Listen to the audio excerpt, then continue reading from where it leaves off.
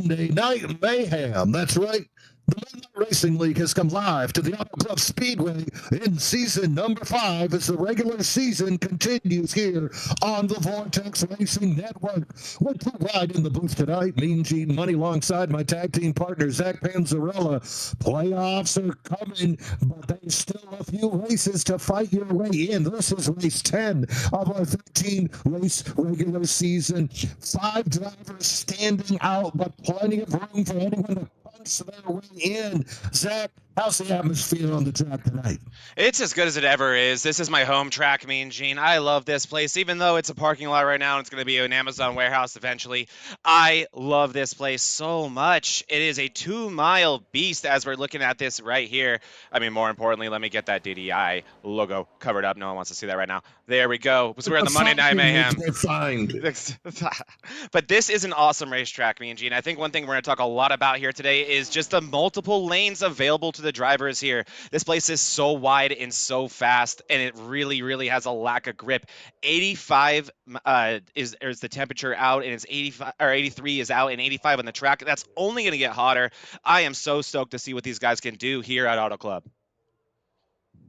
Yeah, big week last week. Remember the boys we saw Tony Iverson take his second win of the season. Tony became the second multi-race winner this season, joining Jordan Fisher in his quest to be Rookie of the Year, regular season Driver of the Year, and he wants a playoff title. Jordan, a very hungry Fisher man here today, but going to have plenty of competition. Colin Bollinger took second last week. Grant Applegate taking third. That's another driver we're going to highlight a little bit later is Grant Applegate. But let's take a little peek at those standings up at the top. Check it out. With Tony's win, Zach, all of a sudden, the big 4 we talked about is suddenly becoming a big 5. Only 24 points separating those top 4-5 drivers. Yeah, it really is exciting right now. It's probably the closest we've ever seen it up top here on Monday nights. And really, it's a lot to do with the introduction of Jordan Fisher full-time, our defending champion Colin Bollinger doing his second season consecutively full-time.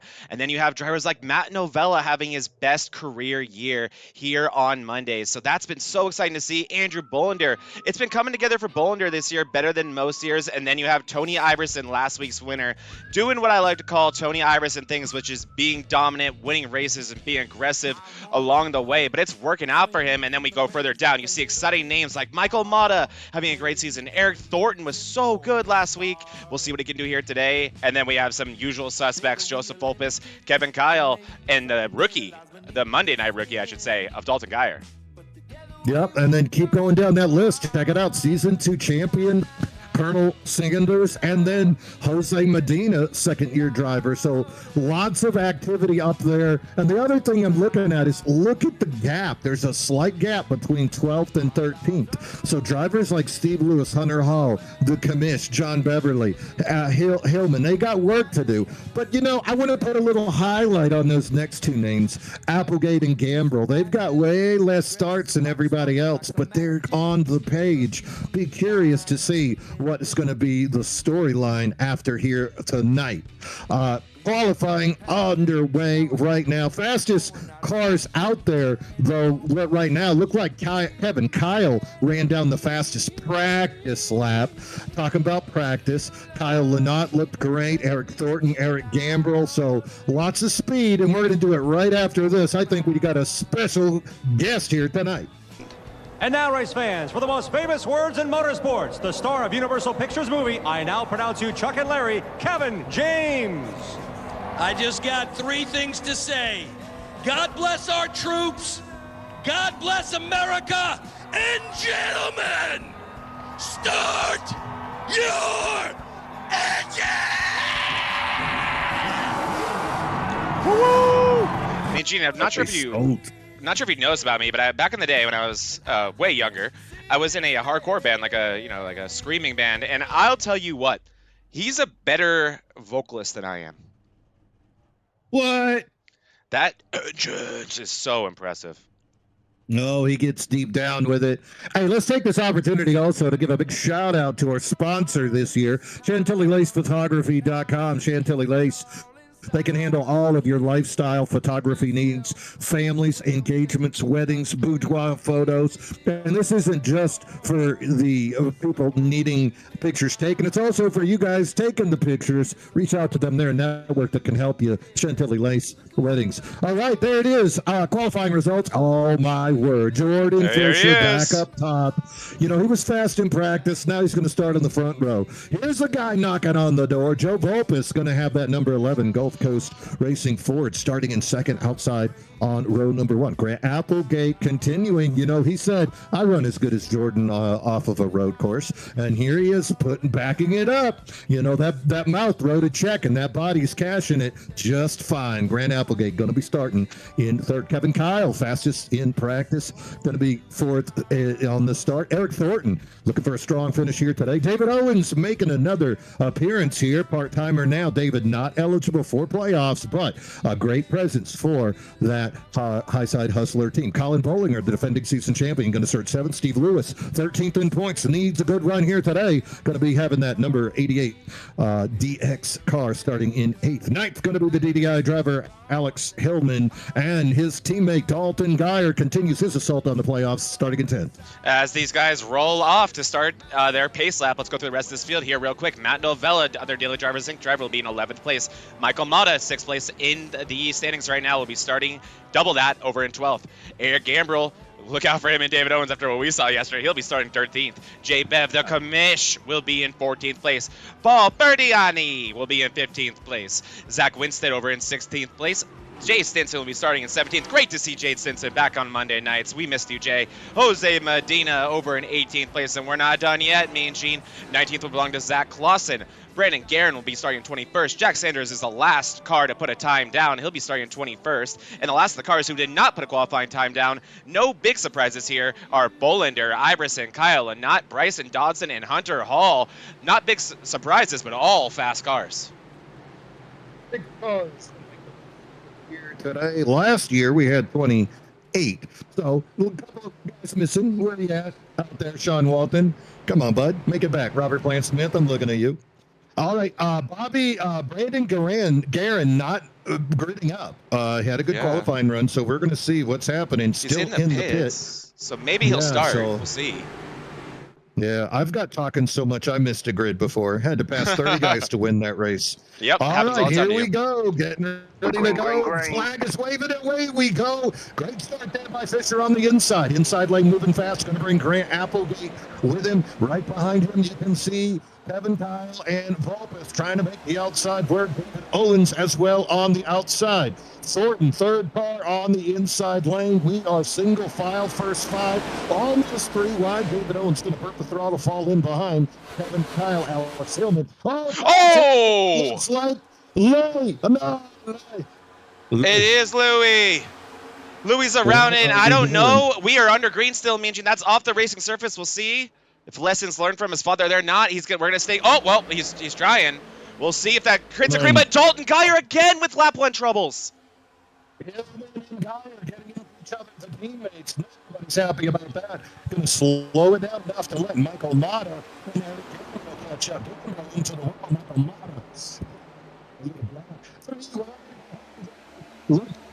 7 and Geyer. Oh my word!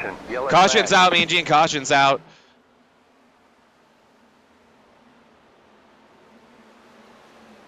That was an interesting one. I'm not sure. Let's start with the Steve Lewis incident. I don't think that's what brought out the caution. Here's the first one. Keep your eye on that pink and white and black 88 Nike car. He's about to just do it right into Dalton Geyer. Oh, and he gets a little bit tight and into Novella and into Novella again. Does Novella save it? He does. So that's the first incident. And there was another Louis, what should I say, sighting. Okay, so this is the same one, actually. We'll look at that one more time. What a save by the 56 of Matt Novella. And let's just, you can add the carnival music on top of this if you want, as we see him try to regather this, because I'm sure this is what's going to bring out the caution. Yep. Oh, there it is. You didn't win yet, Louis. You didn't win yet. He's still spinning. He's looking for the bottle. Oh, that was goofy, me and Gene. Oh, and then the ring goes right on top. Congratulations. All right, caution saving Lewis from going a lap down. Also, Guerin did not come out of the pits, so that's a little bit of housekeeping there that he's not going to make it in there. Yeah, he did not. And then there's one more thing I do want to look at. So this is during the Louis wreck. Keep your eye on the 36 of Geyer. Louis. I didn't see him collect any damage with that Louis incident, so this will be unrelated. Keep him and his teammate of Alex Hillman on your peripheral. And actually he just followed the commander off the cliff, and the commander was Kevin Kyle. Kyle hit the wall first, and Dalton Geyer said, that looks fun, let me join. It's our open. Looks like a couple of guys going to make a trip down there. Gambrel, Mata, Dalton Geyer. So maybe this is just people thinking I'm going to top it off. It's dangerous out there. Why not? Also, people running in the back. They're in there. Sanders, Bobby Dodson. By the way, welcome back, Bobby, as well. Been a few races since we've seen Mr. Dodson, so good to see him back in the cockpit. Novella down there in the pits as well, taking a little bit of fuel. No change up front. Jordan Fisher still going to be your leader, but now he's going to have rival Grant Applegate outside with him there on the front row. Eric Thornton, Joe Volpis, second row. Bollinger, Kevin Kyle, third row. Curious to see exactly what we're going to get out of Kevin Kyle on this restart. So fast in practice, but it's a bit different when you've got the dirty air in front. I totally agree. It's going to be really interesting to see how this restart changes. And a lot of, already mixing up in the field. Someone that is definitely curious to me as to why they want to pit, unless they're kind of backwards on lap one, Mean Gene, is Michael Mata. He qualified well, and well, not well, but not bad in 12th. He's now down to 19th due to stopping there. I mean, no surprise there for guys like Sanders. I don't think Sanders put in a time. Dodson did not put in a time. He came down. He actually had a 31-second pit stop, so unless he wanted an early bathroom break, that may have been some damage repair. Novella getting some damage fixed. He definitely, even though he did save it, he got hit by Stephen Lewis. But that was also a lot of free track position for Bollinger and Iverson, who started in the rear of the field without qualifying and already up to 16th and 17th. Mata going to bring it down again. I am confused. Well, maybe he's in top-off mode. Why not do it? If they line up side by side, that's a penalty. Housekeeping. That's a penalty. Looks like Brandon Guerin did come out. So we got Guerin back on the track, even though he is going to be a couple of laps down. Everybody else, though, on the lead lap. So if there is another caution, then we would see Guerin eligible for that lucky dog. This is an 80-lap race. We will have stage points awarded on lap 40. No caution, though, scheduled. So they're going to have to keep running hard this whole time. Other drivers of note for me here today, Zach, I got an eye on Beverly up 5, Ferdiani up 5, Medina up 6, and Kyle Lynott, that guy always pushing forward, that 988 Ford up 11 into the 13th spot. Yeah, those guys are making some quick progress, and not sure if you saw Ferdiani made fun of how I say his name, which, to be fair, like I said, I'm the worst Italian ever made. But he said I say it like Brad Pitt in, oh my gosh, what's the movie when he's hunting Nazis? Inglourious Basterds. Inglourious Basterds. Ferdiani, which honestly, he's not wrong. So because of that, he's getting that over-the-top Italian accent every time. So you did this, Paul. You did this. Mm-hmm. It reminds me of when they're getting grilled, too, to keep saying the name. It's like, say that name for me. Ferdiani. Oh, say it again. Ferdiani. Yes. It rolls off your tongue. It does. All right, we're getting ready for a restart here. Jordan Fisher going to be your control car into the restart zone. He goes at the 1/3 mark, gets a great jump. Grant Applegate going to stay with him. How about Eric Thornton? He wasn't fooled. He's ready to race already. He's side by side with Applegate. Volpis in it. And look at Kevin Kyle cut down to the apron to be the third car in the inside lane. Now he's plowing up the track, almost makes contact with Volpis, holds it steady. Bollinger, Owens, Alex Hillman, great racing now up front. Leader is Fisher, then they're too wide behind him, too deep. Great racing here. Look at Kyle and Thornton trying to use the apron, losing that speed after that hard entry. It is so interesting watching the choice of lines, especially in this next-gen car where momentum is so important. How you want to enter these corners and how much you want to prioritize exit. Look at Kevin Kyle putting the side draft all the way up the track on Joseph Volpis. We're going to go 3 wide between him, Bollinger, and Volpis. Kevin Kyle, a man on a mission early in this race, and I'll tell you what, me and Gene, watch for that 29 here today. He loves this racetrack. Kevin Kyle from Pomona, California. He's also a local of the area. He grew up coming here. He knows all about this racetrack. Oh, we got a big one. We got a big one. Flag is out. Dalton Geyer again. 3. That's 3 cars now. Oh, we got cars on the wall. Dodson is seriously hurt. Hunter Hall, No. Dalton Geyer. I think Clausen got that STV through there easy. I think he got it through. I mean, they seem to typically get through relatively easily. We'll take a look at that. Mhm. And so this one's starting. The other 3 with must not Gambrel. have. The other 3 didn't detect him. No, then that's the problem, really. All right, here we go. Let's take a look on Eric Gambrel in the 46. We'll keep our eye on him because this is where it started. He has this corner exit. That's Hunter Hall on his outside in the 26. In front of him is Kyle Lannott and the 27 of Zach Winstead. And I saw Gambrel come across the nose of somebody, so I'm, at this point, very confused about how this is going to happen. And here comes a genuinely inexplicable move by Hunter Hall. And just takes them both out. I'm not sure what was going on there. Right, so and then let's look at Geyer, actually. Gambrel didn't hit it too hard, but Hunter Hall, his front end hit it hard, and oh no. And then Dodson, and it looks too. like the wheel was turned. Keep your eye on, just missed him. Because this is all mixed up over here. And I'm going to go back just a little bit. So Dalton Geyer and Dodson, your name could not start with a D, or you were getting it right in the wall here. Is Dodson just some wreck avoidance here, and just a little bit too much brake, just like Dalton Geyer in front of him, and both of them hit in what our good friend KK would call the no-no spot of the car, front right of the wall. Not what you want, me and Gene. And it looked like both those fellas did have their wheels turned when they made contact. Yep. We're going to keep Whoa. an update on that. Look at all this. Everybody in. Oh, my. Everyone but the top 10, essentially. Beverly, the last to stay out, and can't tell if he meant to or not. It looks like Beverly has a good amount of damage, actually. And oh no, I think Beverly crashed on entry, Mean Gene. This is John Beverly entering the pits. Or I should be. Here we go. Here's Beverly entering the pits. Sorry about that. Keep your eye on him. And what's going on here? The car's not damaged yet. It's going to be soon. Keep your eye on it. There's a checkup coming. There's a checkup coming. Does he not know? Oh. Oh. You got to hate that.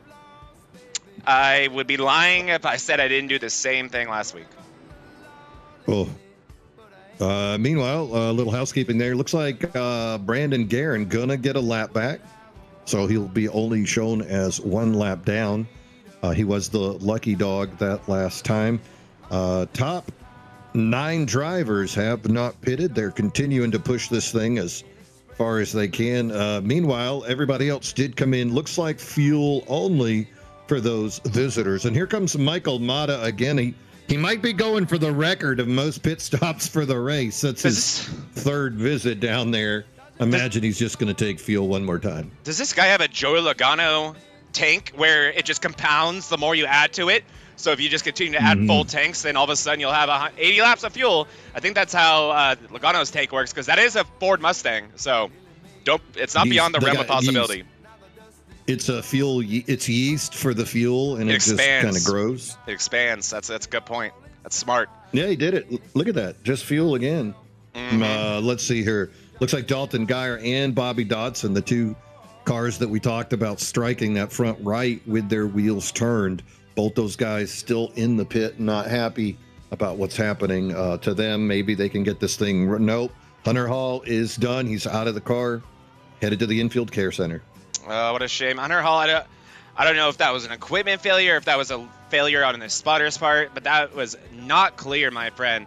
And took out a few cars, including one of his teammates there with him. And you live and learn, Mean Gene. But yeah, rough incident there from Hunter Hall.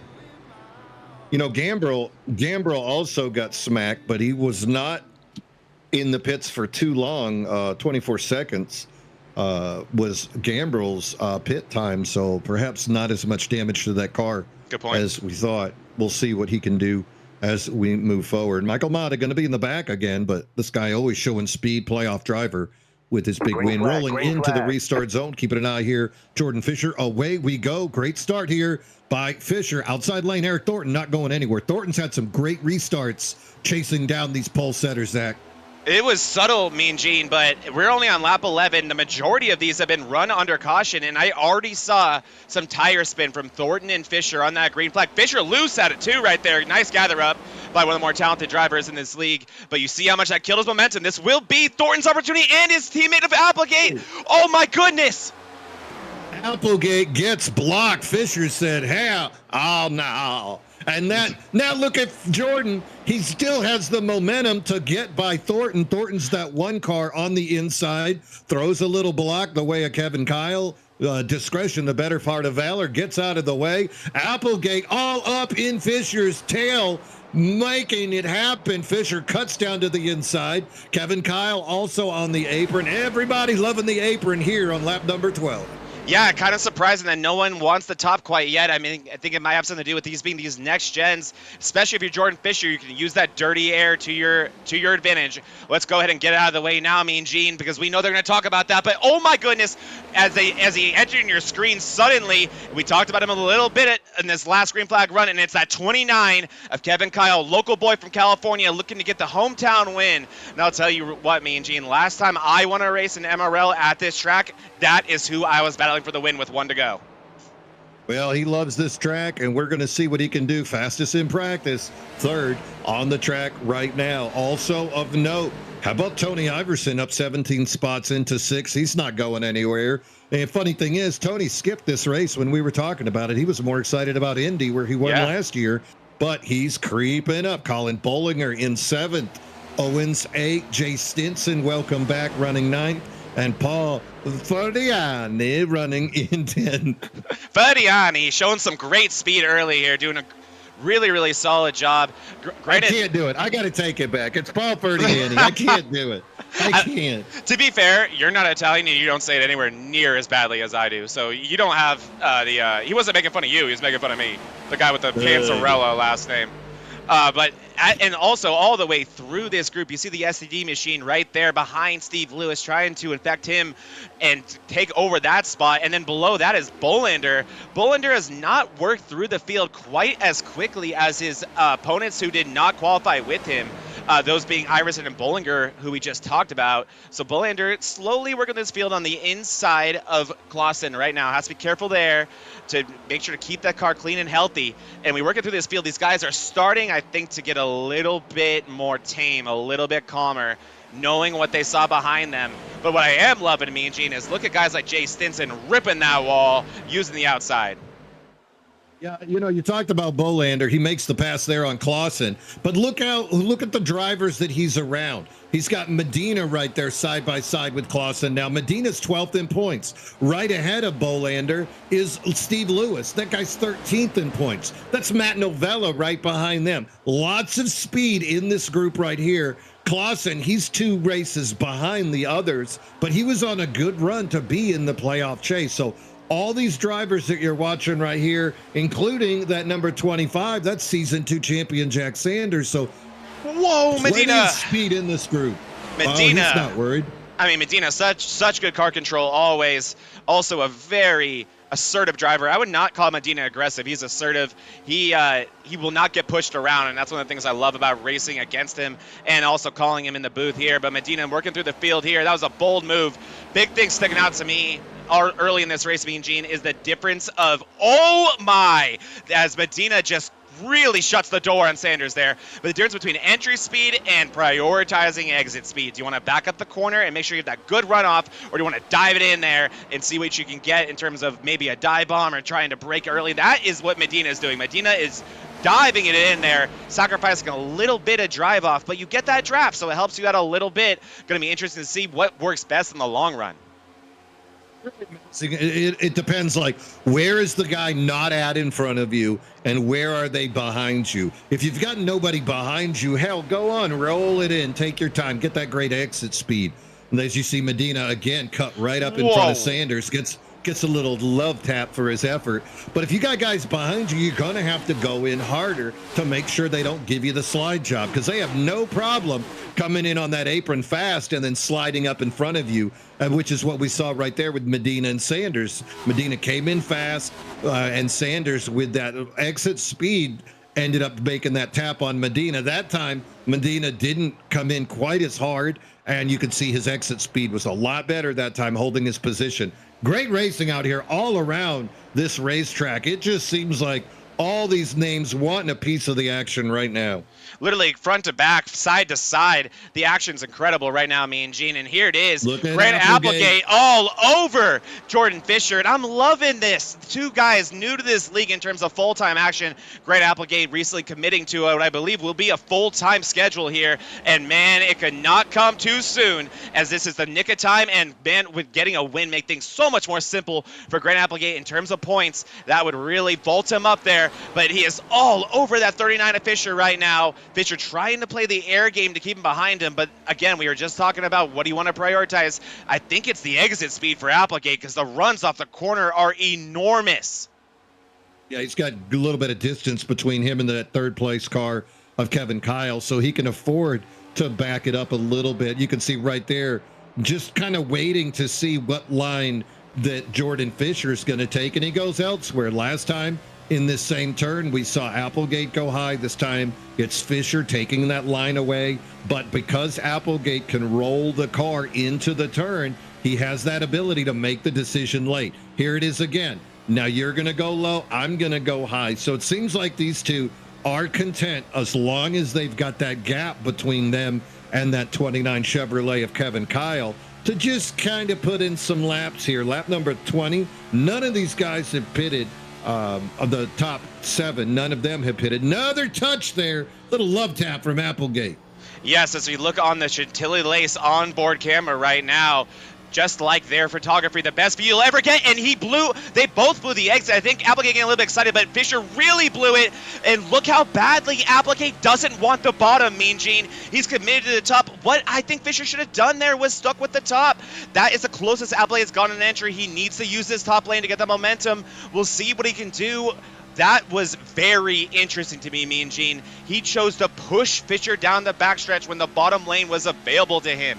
He could have entered that corner side by side with Fisher, chose not to. Granted, we talk a lot about these two are friends. Maybe they're working together right now. Maybe they're afraid of Kevin Kyle and what straight racing side by side will do for them. Here we go again through 1 and 2, and not to mention there's lap traffic over there in that windshield.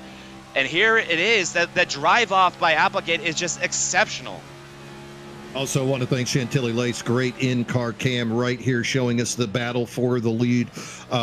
Mean Gene just did a little bit of investigative journalism. These two are not in the same Discord. They're not. So they are not communicating with each other.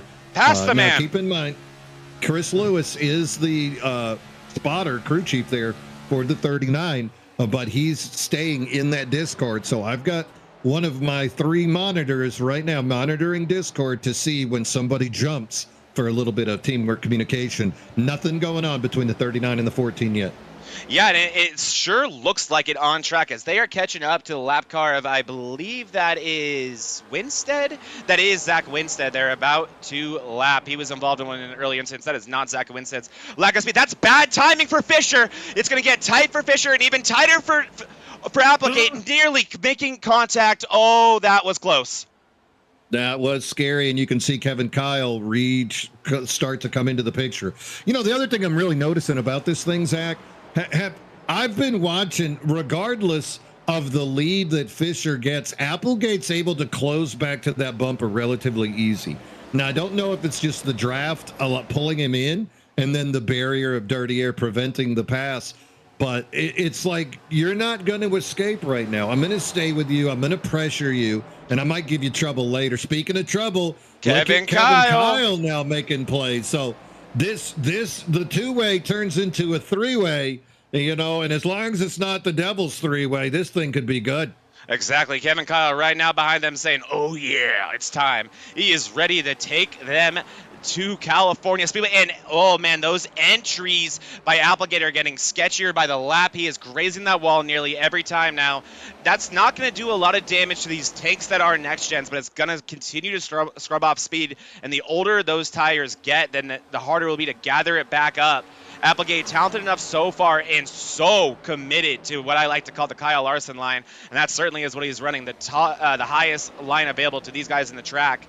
And what Kevin Kyle has always found speed at this track specifically on the long run is that bottom line. It's so hard to find long run speed on the bottom here at Auto Club, and Kevin Kyle so far doing what I was expecting, so much lower than the two cars in front of him. Another guy of note, fastest 2 laps ago, still one of the fastest. Tony Iverson continuing to just sneak up that leaderboard, now finds himself behind Joe Volpis. So Volpis and Thornton having a good little follow the leader game, but now Iverson could change it up as you see him dipping below Volpis right there. If they start side drafting, you're going to see that 53 of Colin Bollinger come into that picture a whole lot quicker than either one of those fellas would. But not bringing it down into the pits is Kyle Lynott. So Lynott gonna be the first to bite here. I don't think that's, but that's pretty early.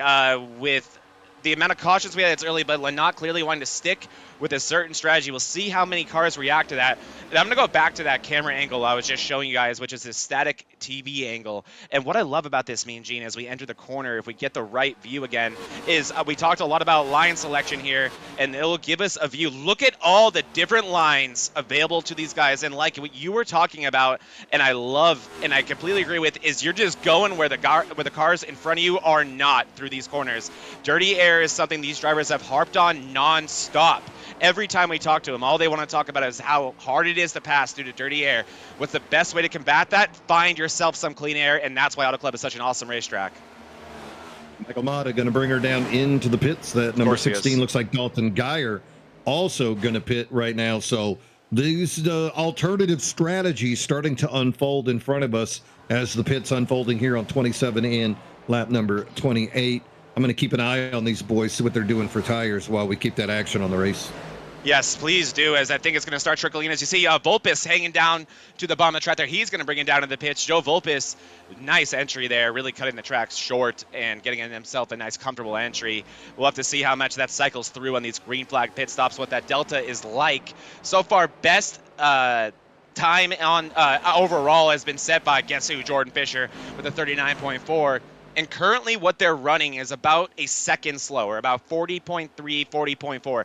Not a big delta, especially considering the size of this racetrack, Mean Gene. Not a massive delta. If you're any of the top 5 right now, I think you're not super inclined to pit early.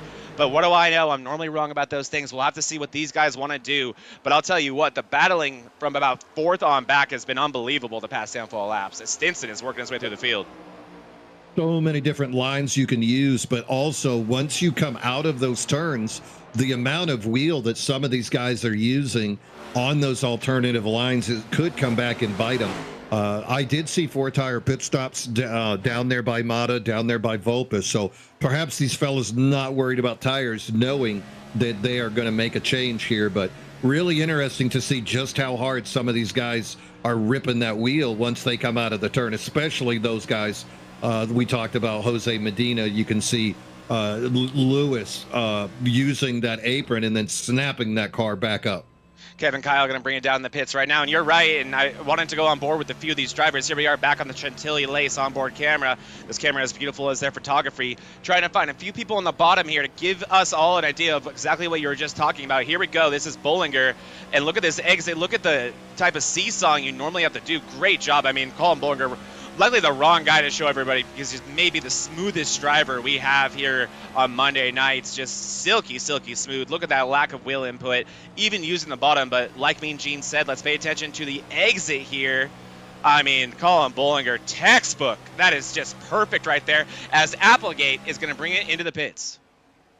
Yeah, and the other thing you could say about him keeping that thing smooth is he's got Tony Iverson on the outside of him, so he's lost a third of the track, right? Yet he's still able to figure out exactly that turn point as he's shooting through there to keep that at a minimum. That's really a difficult obstacle for a lot of drivers. These turns can kind of go on forever, and if you commit to that turn a little bit too soon, you're going to jerk that wheel. See some of that snap action. Meanwhile, look at Stinson battling Owens here.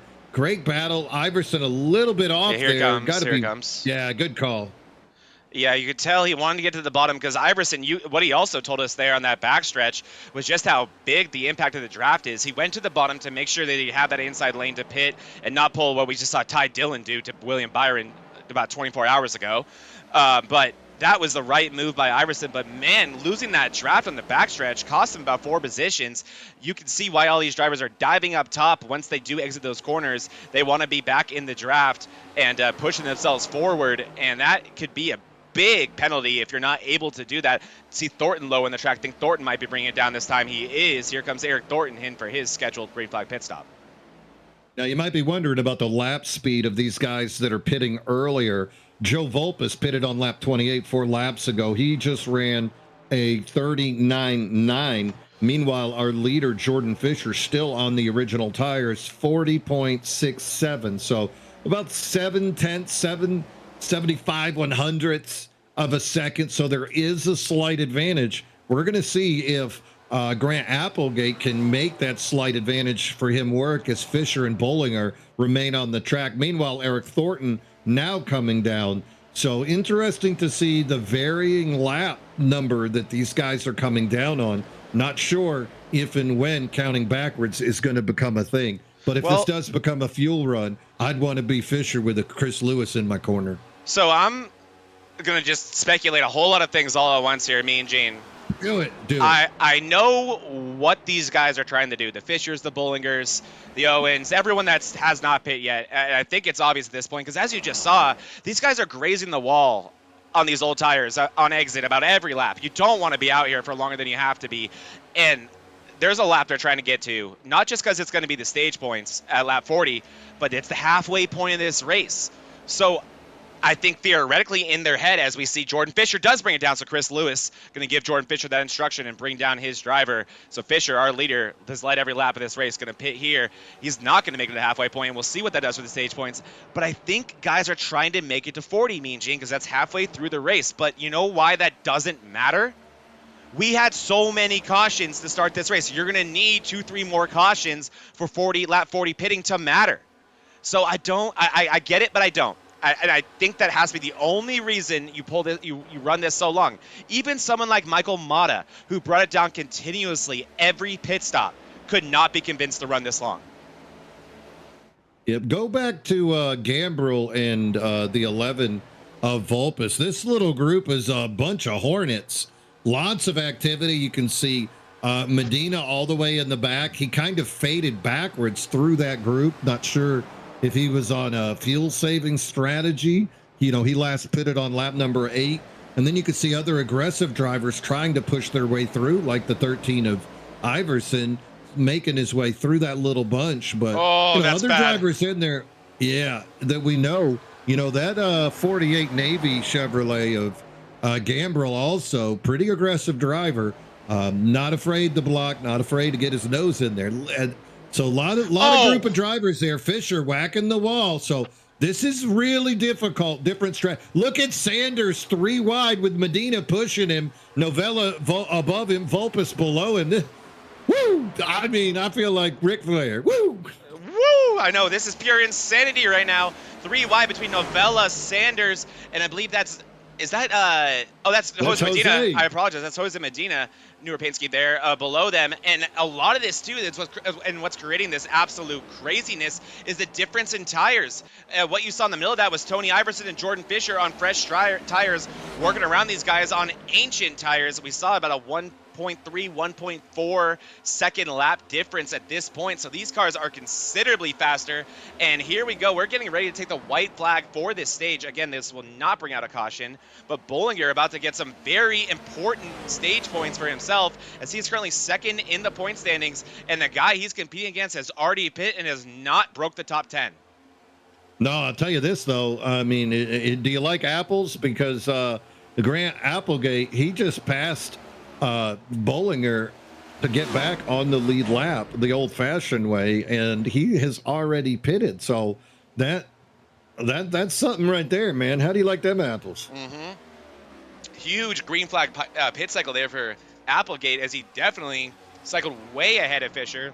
Mm-hmm. And Fisher also had passed the green apple bush of the 53. Exactly. Very, very nice. Very, very nice. And then, but on top of that, too, you saw Fisher. He got caught in the hornet's nest, unlike Applegate, and that cost him a very big hit into the wall. And we'll see what that does to the health of that 39 race car for Fisher. But here we are on the white flag coming to our stage, and here's the leader, Bollinger. We'll see if he pits here and takes the stage points in the pits. He's not going to. He's going to have that extra security. And second place is going to be a guy who is going to be second and third, taking stage points away from competitors, and they have every right to do that. Fourth place will be Alex Hillman. Big points for Hillman, and big points for Andrew Bollinger in fifth. Yeah, Novella, just on the outside looking in. Only the top 5 are going to get points here today. But Colin needing those points here today by getting a hard chase for his championship from last year by so many newcomers. Now, looks like Gambrel's going to bring it into the pit. It's going to be this time for Bollinger. Guarantee you this time for Bollinger. And what's amazing right there is when you look at what Applegate is doing, he would be the lead car when they rotate around. He's got 4 cars all within 3 seconds of him. So Kevin Kyle, Eric Thornton, Jordan Fisher, Tony Iverson, all within 4 seconds of that 14 Chevrolet. Question is, how long are those tires going to last, especially with a Jordan Fisher who pitted on lap 35, freshest tires of them all? And here's a fun thing to talk about with this number 8 car is not very often we get to talk about David Owens being a part-timer, but he is now over here in the MRL. He is no longer eligible to make the chase. And that is why you're seeing him do a little bit of an alternate strategy, running it a lap longer. It looks like he's going to bring it in this time, but ran it a lap longer than Bollinger, and he's going to kind of experiment with it. And so is the other part-time car behind him of Jay Stinson. So Stinson and Owens, teammates, or at least working together on Discord, are going to bring it in, as is Alex Hillman and Jose Medina, Jack Sanders, and Zach Lawson. So that tells us right there that was all those fuel tanks had left. Unless your name, I guess, is Andrew Bollinger, who actually, I'm sorry, pit on lap 8. Bollinger pit under one of those early cautions. So he does have a little bit of extra fuel, and here he is going to cycle around and take the lead of this race, get those bonus points that way. So good for Bollinger right there.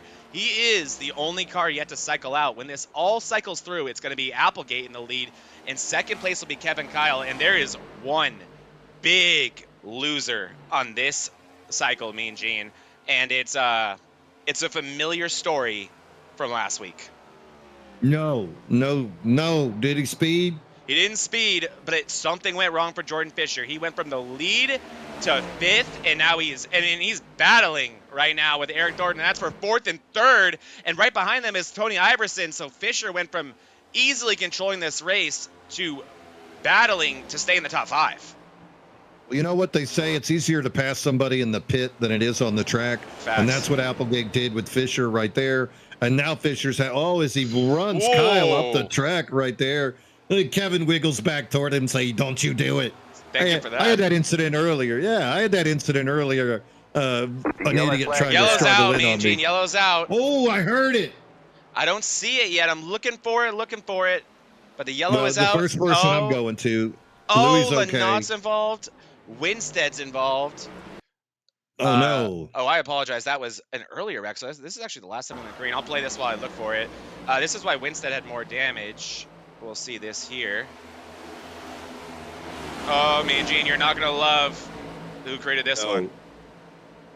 Oh, this was Winstead's incident. This did not bring out a caution, just to be clear. This did not bring out a caution. Boom. Oh, golly. That Red Bull 27 right into the infield wall. This did bring out a All caution. right, Mata in the 16. Here's Gambrel. Gambrel going to cut it down low behind Lynott, side by side with Mata. Plows up the track. Plows down. Oh, no. Gambrel and Lynott, they meet. That was... Let's go to the rear chase. Yeah, good call. Let's do it. Well, you know, Lynott lives in Colorado, and that's where the Air Force Academy is. Oh. Gambrel out there with his Navy paint scheme. Oh my! Looks like Gambrel just. Ooh. I mean. Yeah, there's a car down there, buddy. I mean, there's a car down there. Lynott's coming up, but that's what you do in the bottom of a corner. He should be coming up, and you should be assuming that. If you're Gambrel, you do not have the right to lower in the corner, especially not that much lower. That's my 2 cents on it. I mean, I'm wrong about this stuff all the time. I'm also seeing something else that I don't like on my data here, Mean Gene. And I'm going to pray that this is our data doing something wrong here. But we've seen these checkups go wrong. Please tell me that this is just... Here Not we again. go. Fingers crossed. I think we're good. I'm fast forwarding. Oh, Mata... Oh, so I just got a bunch of stuff because we're waiting for the pace car. And these are just people being look at responsible. Jose come in fast. Look at Jose come in. The 933. No. So that was... Oh, no. Was that... 933. Is that Ferdiani? It is Ferdiani. Oh, you messed it up. No. Dang it. That is the third car we've seen today grab a handful of brake and it not work out for them. Oh, that is wild. Look at that wheel ain't turning. That front left ain't turning. No, and that's been the case. It seems like every time that's happened. Well, here it is. If you can't get enough of iRacing, well, you're in luck. Vortex Racing Network can scratch that itch for you. Of course, here we are Monday night, Mayhem live. Tuesday, tomorrow night, we're going to show you some truck racing. Big Trucking Tuesday. That'll be a broadcast following the race. That'll be myself. We're going to bring Smokin' Joe in to join me and Zach Panzarella. Wednesday, it's championship time over there, is it not? Oh, yeah, it is. Miami, baby. Can't wait to see the championship as that season is going to finish up with a big showdown at Miami. Thursday, we're going to go live again. Thursday Thriller Truck Series. Kevin Kyle going to be on the mic in the booth for you that night. And it all spins back around to our Sunday Premier Cup Series Bonfire Race League in season number 14. So plenty of action here on the Vortex Racing Network. Only way to find out, subscribe. Go ahead and subscribe. Tell your friends. Get us up on that algorithm. Be informed every time we come on so you can catch all the greatest iRacing that is available. And no surprise here, the DDI Racing League expanding Monday night early race, just in case it's too late for you to participate in the Cup Series. You can join here on Monday ARCA Series for DDI Racing League. That will also be live here on the Vortex Racing Network. Those ARCA cars are fun. Boy, they go fast. I think they go faster on some of the big super speedways. Yeah, they do, Mean Gene. I've raced those things here, and we're hitting upwards of 205 on the front and back stretch here at Auto Club. Same goes for places like Michigan. It's just pure insanity. It's going to be a lot of short track racing over there, but don't worry. We'll still give you guys your fix of Talladega and even some turn right at Watkins Glen. Excited for that league. Reach out to any of us on the admin sides of things. Mean Gene Money, me, Zach Panzarella, Kevin Kyle, John Beverly, really anyone. Patrick Cowgill, who will be racing against me, Zach Panzarella, on Wednesday for the championship. Reach out to any of us. We'll get you signed up if you want to run those double headers. But we're getting ready to go green once again here, Mean Gene, on lap 48. Fisher back on the front row. Looks like he just took field. I'm sorry. Looks like he took right sides. Colin Bollinger on the inside. Oh, Bollinger got him. Got him. Look at that. He hesitated. Fisher went a little bit too soon. Got a tap from behind to recover quickly from David Owens, but good start there by Bollinger. Look on the bottom, Iverson takes Grant Applegate 3 wide. Thornton on the outside. Kevin Kyle burps it on the outside to get away from that. And now Jay Stinson making his way up into the podium position. Help from Owens as those two continue to work together. Applegate peaks down below, making it 3 wide. They're getting a little bit of net code. Little bit of net code. What a save by Applegate! What a save! They're going to keep going. We're going to stay green. Applegate, Iverson losing all types of trap position. That was a wreck that just didn't happen right there, Mean Gene. What a save by Grant Applegate. And going back to the restart real quick, Bollinger did it to Applegate last week, and he did it to Fisher this week, but it doesn't matter. Fisher says, I don't care, and he takes the lead back. Jordan Fisher back in control of this race. All he needed was a restart. Really good run there. I'm going to go back to that little incident, Applegate, David Owens. That was complete net code. I had a blimp view. I could see over the top. Here we go. And they were not close to each other. That was just ridiculous net code right there. Oh, this is actually, I think, potentially later. And Iverson goes around later. This is after the incident. Iverson spins out. That is off the racing surface. We are still green, ladies and gentlemen. And Tony Iverson is dead last on the lead lap. Yeah, Iverson now being shown 18 seconds back. Takes 39 seconds to get around this track. Iverson needing to get her back up under speed as quickly as possible. Now look at Joe Volpus also fading the wrong way.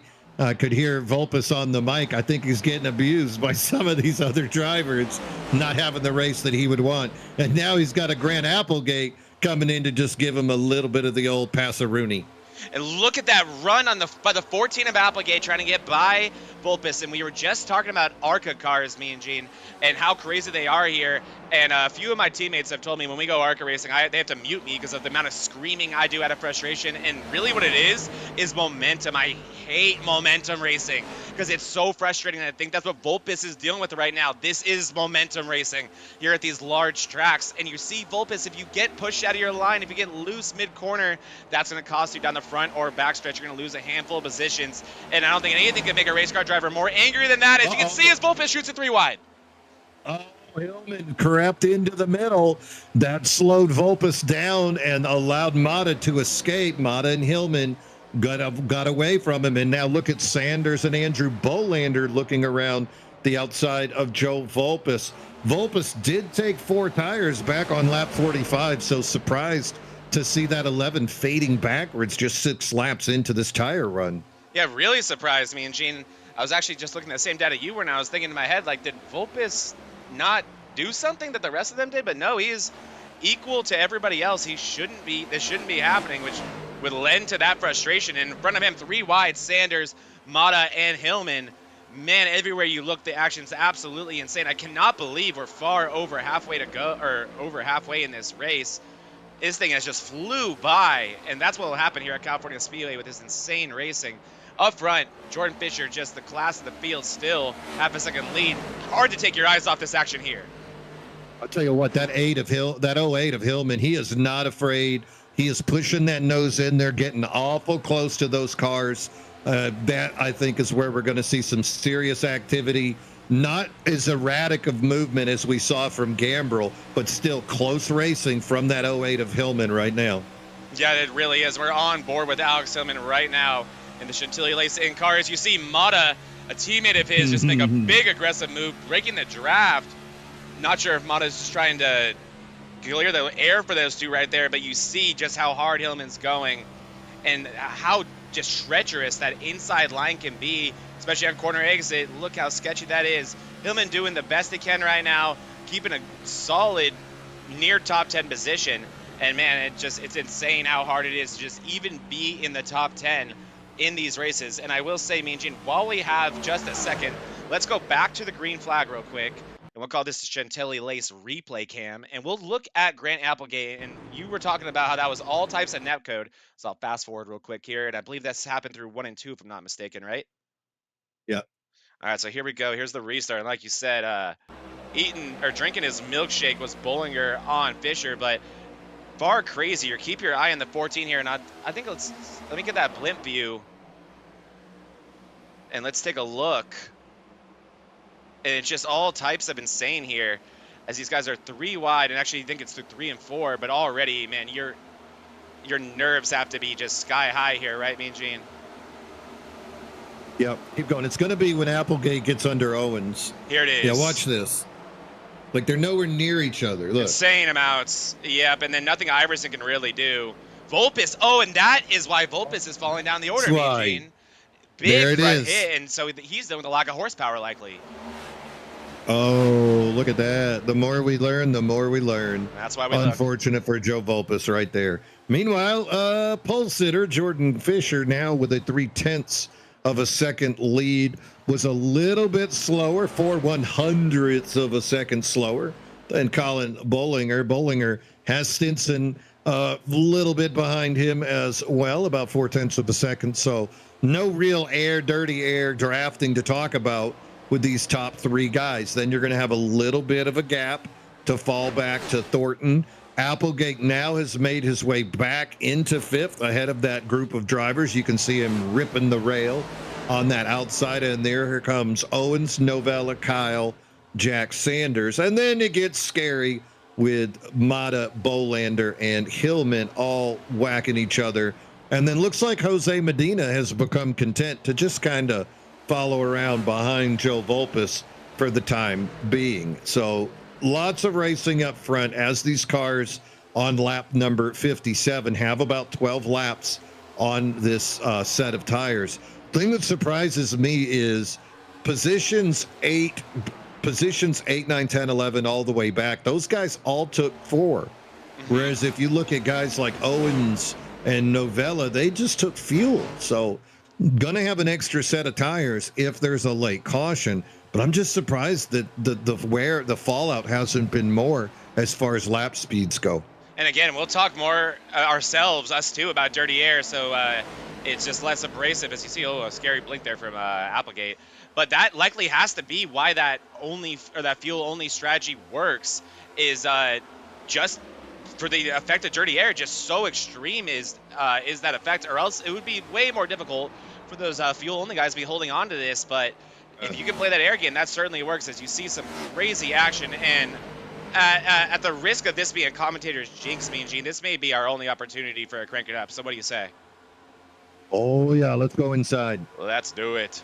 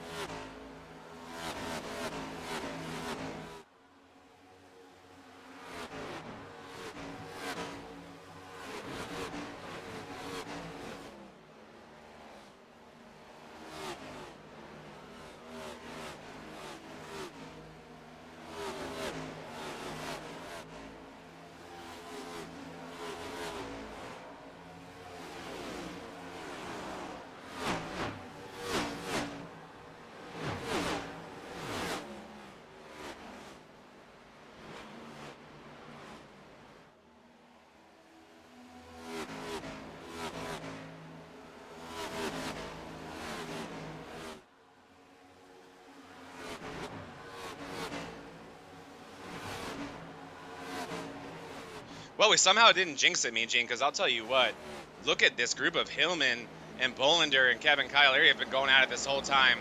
They've got to be exhausted with one another at this point. Yeah, and you can see following behind, watching Matt Novella. He's just watching it unfold. Meanwhile, we did get a little bit of pit action. Looked like Michael Mata brought her down into the pits there on lap number 60. Also, Kyle Lynott, he came down on 54, taking his 4 fresh tires. So different strategies. Look like, yeah, he got a little repair work done too, I imagine.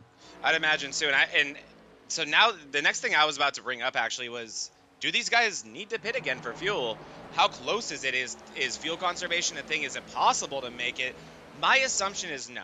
So let's bring it back to our 16th place car, the last car in the lead lap, someone who had a very unfortunate incident to start this. He should pit soon. If I am Tony Iverson, get that 13 in the pit soon. Get that undercut and just pray to anything you believe in that you can get a caution and jump this field, because you might go that, then you probably will, but with those fresh tires, you should be able to get it back if you do it early. Iverson needs to be in damage control mode, but it's going to be very curious to see when these guys pit. I like what Michael Mata did. I like the idea of pitting early and getting those fresh tires on, as he's going to go by Eric Gambrill here.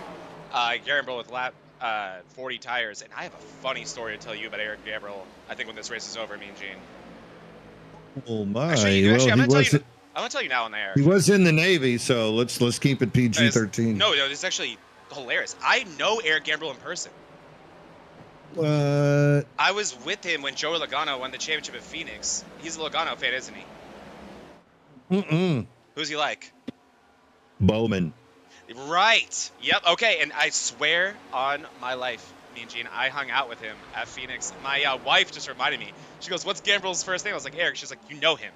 How funny is that? What a small world. Yep, absolutely. Yeah, he's a big Hendricks fan, as you could tell by those Hendricks paint schemes. Now, what I'm wondering here is, does Applegate do the short pit again? And if he does, would Fisher respond quickly? Is Chris Lewis keeping an eye on what those competitors are doing? You know, Fisher took 2 on that last pit stop there on lap 45, and that allowed him to kind of cut through traffic, better restart. They got him through, so I'm going to be keeping an eye on what his philosophy is. If other guys are looking at right sides, in theory, he could ignore that. Maybe just stick with tires if it gets him back in the lead. I agree. I think the mentality for Fisher was just get back that track position, get control of the race, and play the air game. So, yeah, now it's up to him and Chris Lewis. You heard them last week as Jose Medina is going to bring it down into the pits. The 54 race car going to bring it down. But you heard Fisher talk about, I mean, he had very much that we win as a team, we lose as a team mentality with Chris Lewis. He did not blame Lewis for what ended up, which you and I think both called incorrectly, thought was the right call, ended up being the wrong call to take 4 tires at the end of that race, and it did cost Fisher the win. What is going through him and Chris Lewis's head right now? My assumption is Chris Lewis is doing all the math and letting Fisher to the driving part, which is such a luxury as a driver, especially at Jordan Fisher's level. But with 13 to go as they cross the start-finish line right now, it is getting close, Mean Gene. I am so curious as to how close these boys can make it to the end of this race. Yeah, splash and go situation, I would imagine. Look at Jay Stinson, continues to just drive it in a little bit faster than Bollinger, drawing almost within 2 car lengths, but the roll into the corner allowing Bollinger to just power out of there. I imagine Bollinger would love for Stinson to somehow hook up with him and allow him to get a little bit of push to get closer. And look at the dirty air. Here we go, lap traffic. This is where it's going to get really interesting. Yeah, this is really going to make it a lot different for all these drivers, not to mention how different the tire situations are about to be for everyone on track. Here are the 2 fresh tire cars. Medina actually jumped Mata on that sequence there, even by running it a tiny bit longer. So that's great for Medina, but Mata has a head of steam right there. Actually, Medina took 2 tires. I apologize. Medina with a 9-second pit stop, and there's the difference as they nearly get into each other. Medina into the wall, and then blinking. Blinky blink. Can't blame his VR his for that Oculus stage. Now, meanwhile, look at the front 4, how close those boys are. Thornton now side by side with Stinton. Stinton pulls a little bit ahead again. Applegate now trying to draw in. He's right behind the commish. Going to sneak by him, and then behind him, Owens. Nobody going anywhere. This pit sequence, if they do it, I think it's just splash and go. No one can risk it, especially this late into the race. I agree. As you see Bertiani bring it down to the pits, and I agree. That's the only reason you run it this long and you put up with just how miserable those tires must be, as you see these guys struggling on exit, oftentimes grazing the wall. But that's the only reason why, Mean Gene, is to just only have to do that splash, to just make your bed with those tires and sleep in it. And the luxury of that is we just saw Jose Medina take 2, not quite have as much speed as I think he was hoping to. I mean, granted, he got back in front of Mata somehow. Maybe those two just deciding, as you see the STD car of Clausen bring it down. But those 2 tires not lights out fast, so not a I want to say an obligation or really a huge benefit. So yeah, just take a splash. That will only take about 4 seconds. As Tony Iverson did, I believe, he's getting lapped. Yeah, he's getting lapped. He's getting That's lapped. pain. Straight pain. That he must be on some bad tires. Didn't have any draft help. What's Maybe going something on? else happened. I'm looking at my. Uh-oh. Is he trying to make it to the end? Let's get in that cockpit. Let's go inside that cockpit. Yes, he is, you genius.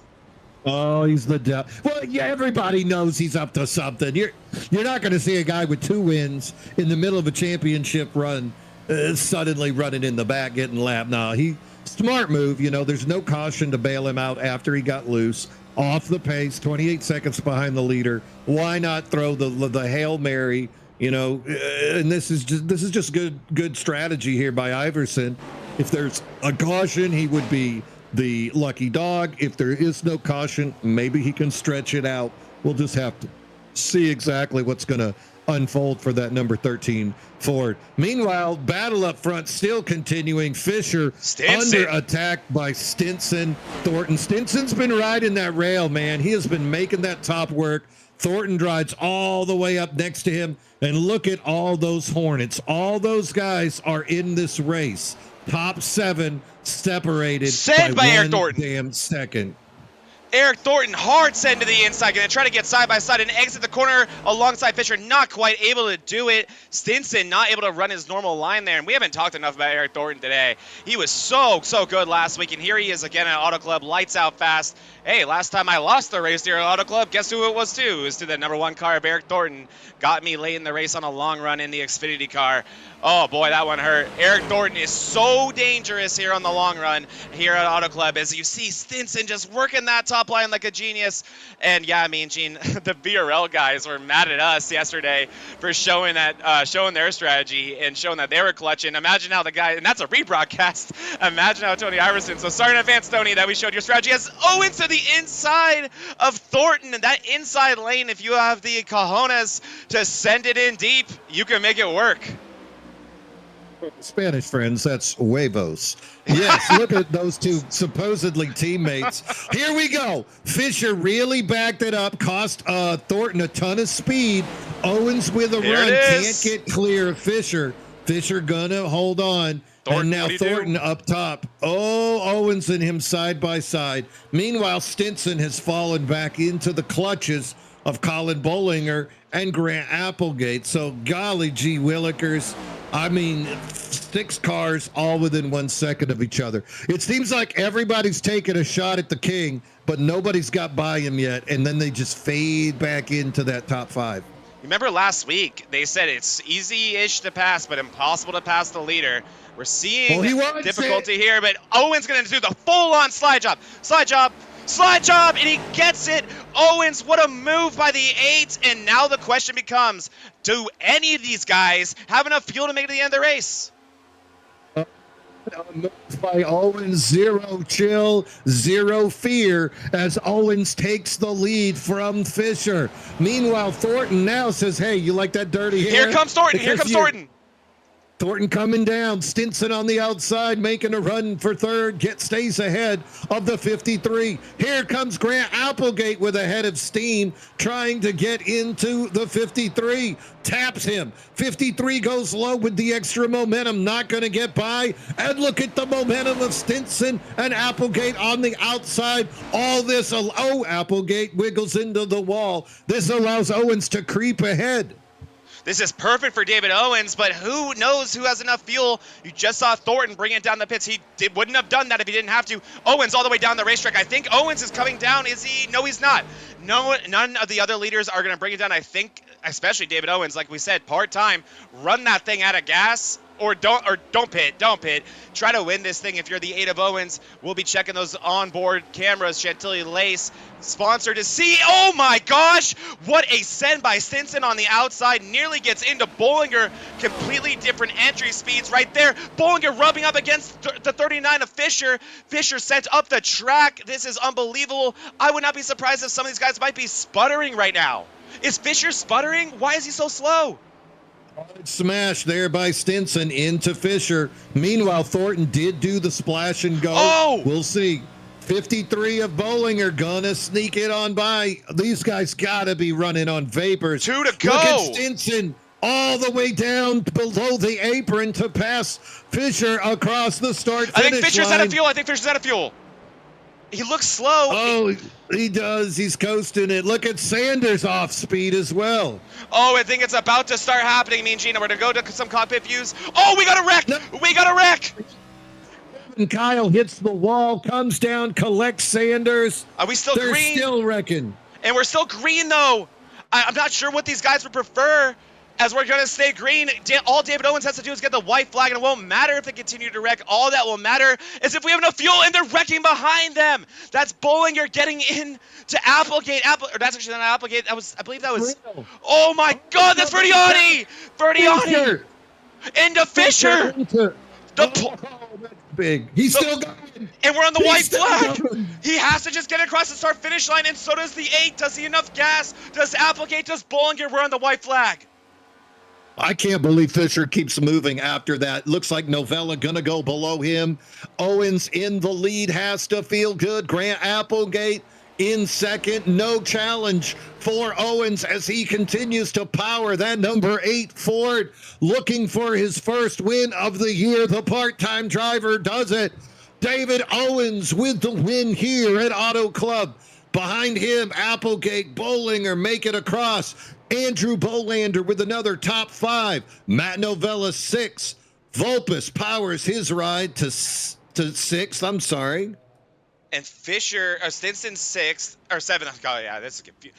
Oh, I think we gotta take a breath. Okay, Stinson 7th, Fisher 8th. He immediately parked that thing. He's not happy. Kevin Kyle finished 9th, and I don't even think he's finished. He hasn't. I don't think he's going to get that spot. Thornton's going to end up with 9th. They hadn't finished yet. Thornton finishes 9th. Kevin Kyle finishes 10th. Mata 11th. Pitting not working out. Hillman 12th. He doesn't look happy. Okay, let's just pull up our results. Was that the craziest one ever? Like... It was curious to see. There was a wreck that made me wonder where the caution was. Yeah. What do you want to do? Do you want to go? Let's actually, before we go look at these results, let's review that last lap. Yeah. Yeah. Because that was pure insanity. We did our best. Me and Gene up in. Yeah. But I mean, I'm back there looking at that crash, thinking. Yeah, like I'm thinking we're going overtime, and these guys are going to coast into the pits. And here we go. So a lot of cars pitting, and I'm seeing people going off track, trying to find. Okay, so who was it? It was Fisher, correct? I don't know. I think maybe Jose. Okay. So it was Kevin Kyle and. I believe that's Jack Sanders, correct? All teammates. All right, so I'll get some music going, and I'll get one more thing going, because look at your top right, me and Gene, and we haven't done it yet today. And better late than never. Oh, yeah, little T-bone. Somebody wants a porterhouse. All right, here we go. Poor Jack Sanders, former champion here, and the California boy of Kevin Kyle. So strong early. End of the race here. Here we go. Kyle tight. Into the wall. Back down there's Sanders. And Fisher, I think he escapes this one by the skin of his teeth. And then, yep. So this was the non-caution.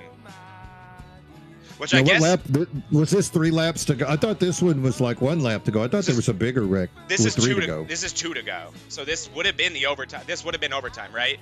If the caution comes out, then we get overtime. And there actually does go I guess they got off the track Sanders. so quick. Look at Sanders, and he clicks Medina. So Medina's spinning as well, but none of these on the surface of the racetrack. So that's what's important. Exactly. And now we'll go to Fisher. And at this point, you see David Owens at the top of your screen there. He's about to cross for the white flag. And once the white flag is waved at this point, we're done. We are racing it out. No matter what happens, we are done. And down the bottom of the track is Ferdiani. And he's just trying to keep it straight. He cannot. And nothing Fisher can do about that. And you're right, that wheel's destroyed. And we'll see Fisher That's limping just around. force of will.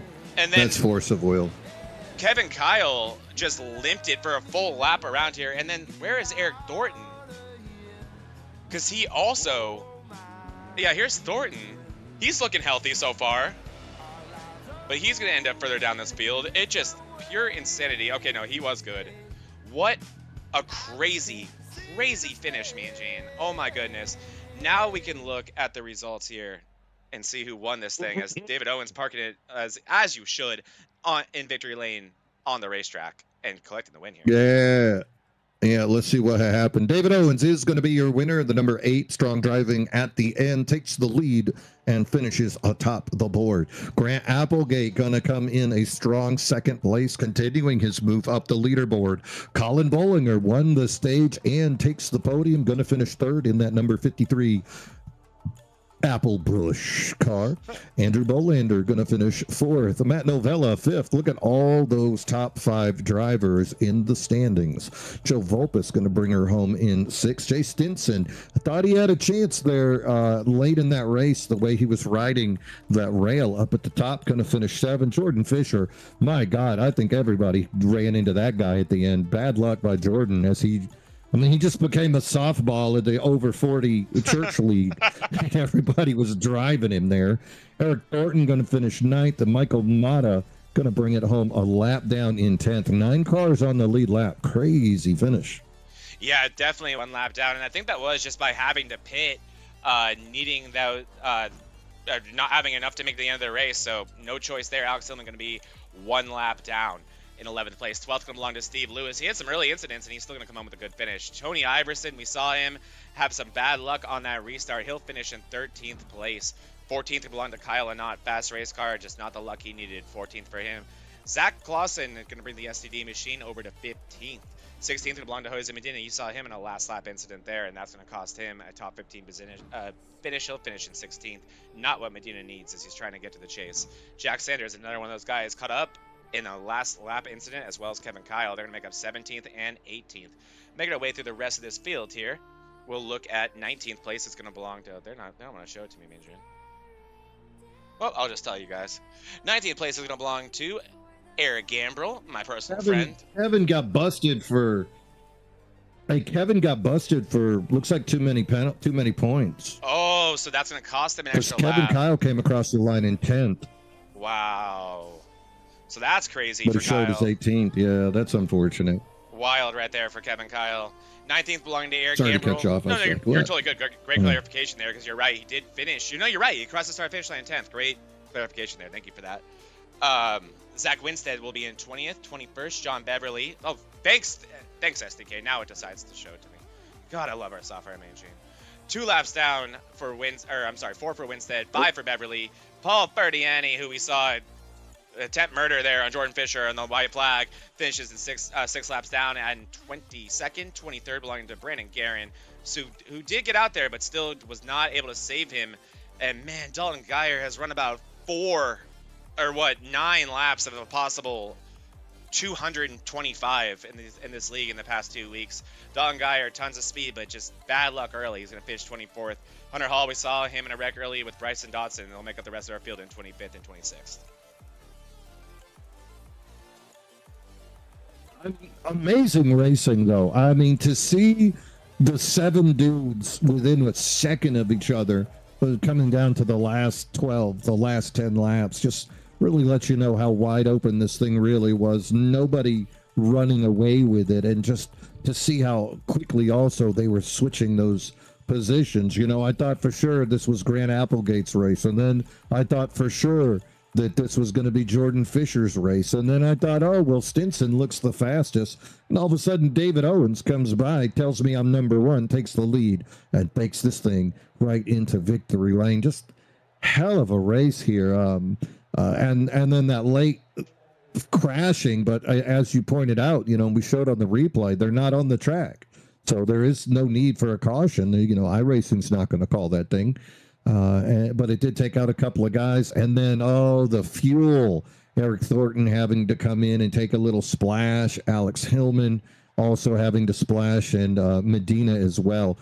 So late pits there for those guys.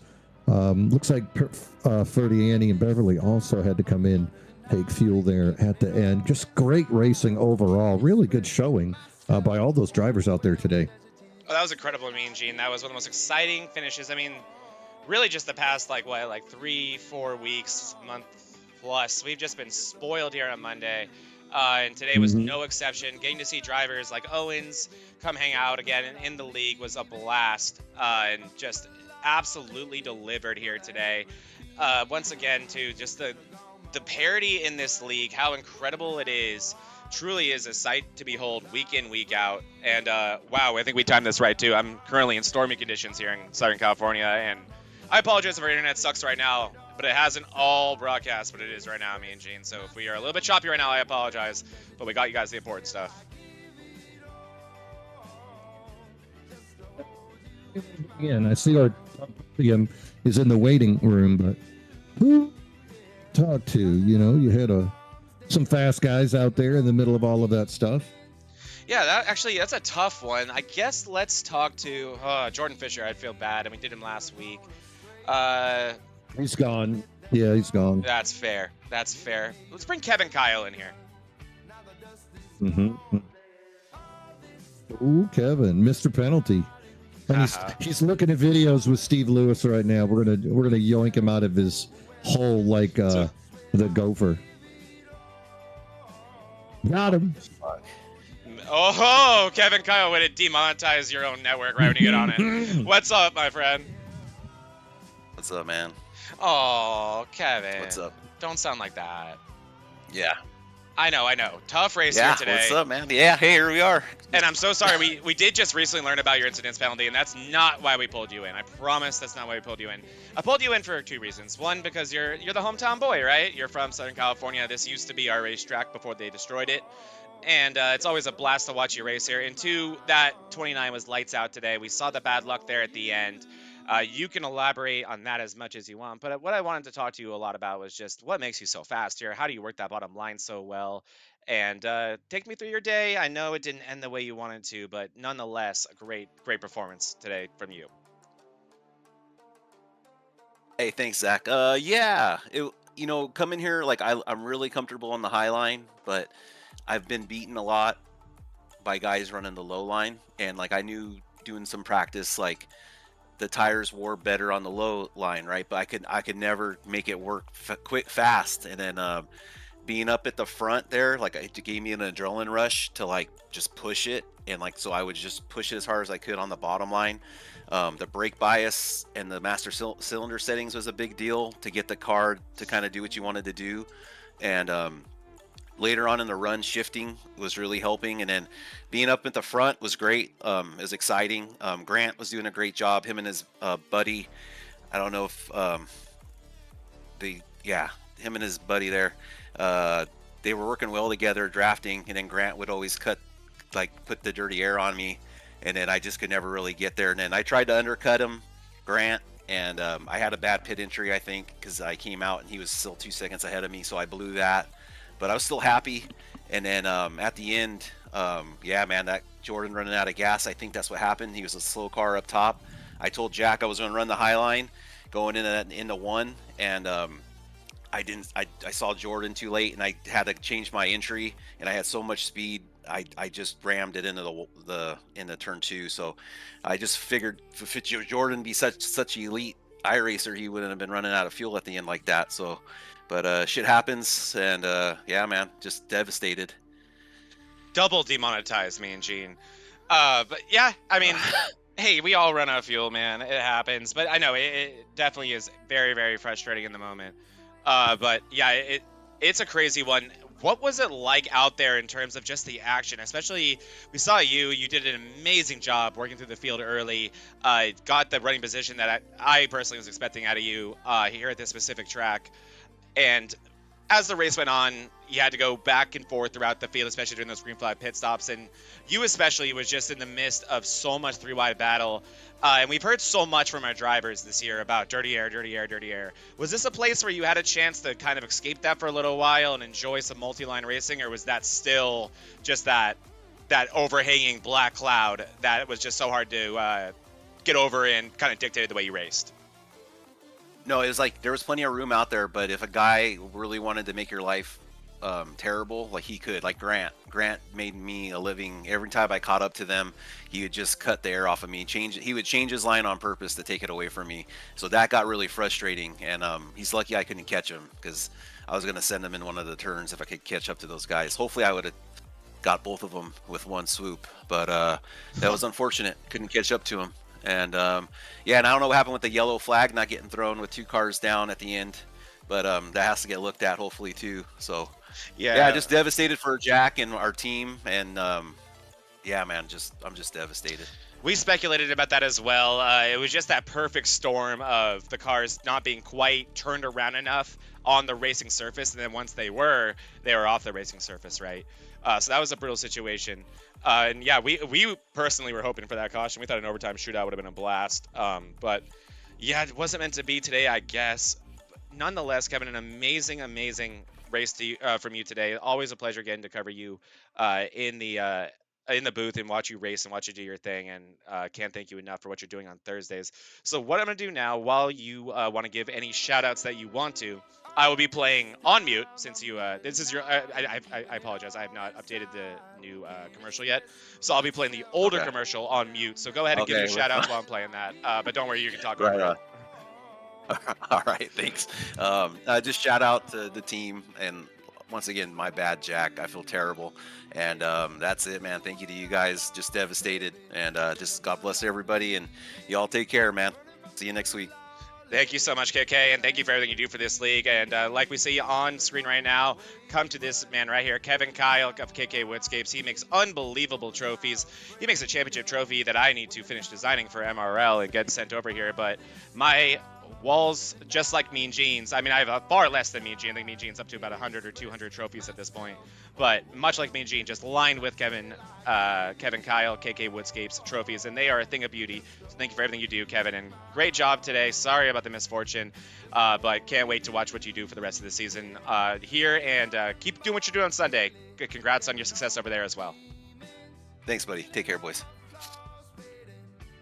Yeah, stay there for Kevin Kyle. Fastest in practice, really looking for a big run in it all the way toward the end. And then, as he said, the dirty air was a freaking weapon out there today. And he just couldn't get by. But we saw that happen to everybody trying to get by Jordan Fisher there toward the end of the race. It just wasn't going to happen. Somebody would make a run at Fisher, and they wouldn't make it, and then they'd fade back to 3rd or 4th place. Kevin Kyle was just one of the guys that got shuffled around, and that happening. And again, that late caution, or that late crash with 2 to go. We took a look at that, and the track was just cleared too quickly. Yeah, it really was. iRacing had no need to call that, as all the cars could, continue to race without any kind of impediment in front of them. Yeah, it was unfortunate. I mean, it was a real life caution, right? But it was not an iRacing caution. And that was the unfortunate part about that for, I think, a lot of the drivers who would have loved that overtime restart. I'll say one more funny thing about KK before we move on to our next interview, Mean Gene. Would you ever guess, based on his interviews, that he's like legitimately one of the nicest human beings I've ever met? Of course. He's like, I'm going to wreck him next week. I'm going to wreck that guy. He's lucky I couldn't wreck both of them at the same time. Oh, he ain't gonna do that. I've been racing with Kevin I'm like, for I know years. you, teddy bear. I know you. He ain't that guy. He's not that guy. Maybe we shouldn't say that on air, that he's that nice, and maybe we should make them afraid of him. Well, he drives a truck. Watch out. He drives a big truck. It's a big truck with a diesel engine and he tows things and dumps things. So don't mess with construction. Yeah, he's a truck guy. Driving construction. He's a truck guy, and I don't mean a Toyota truck. All right,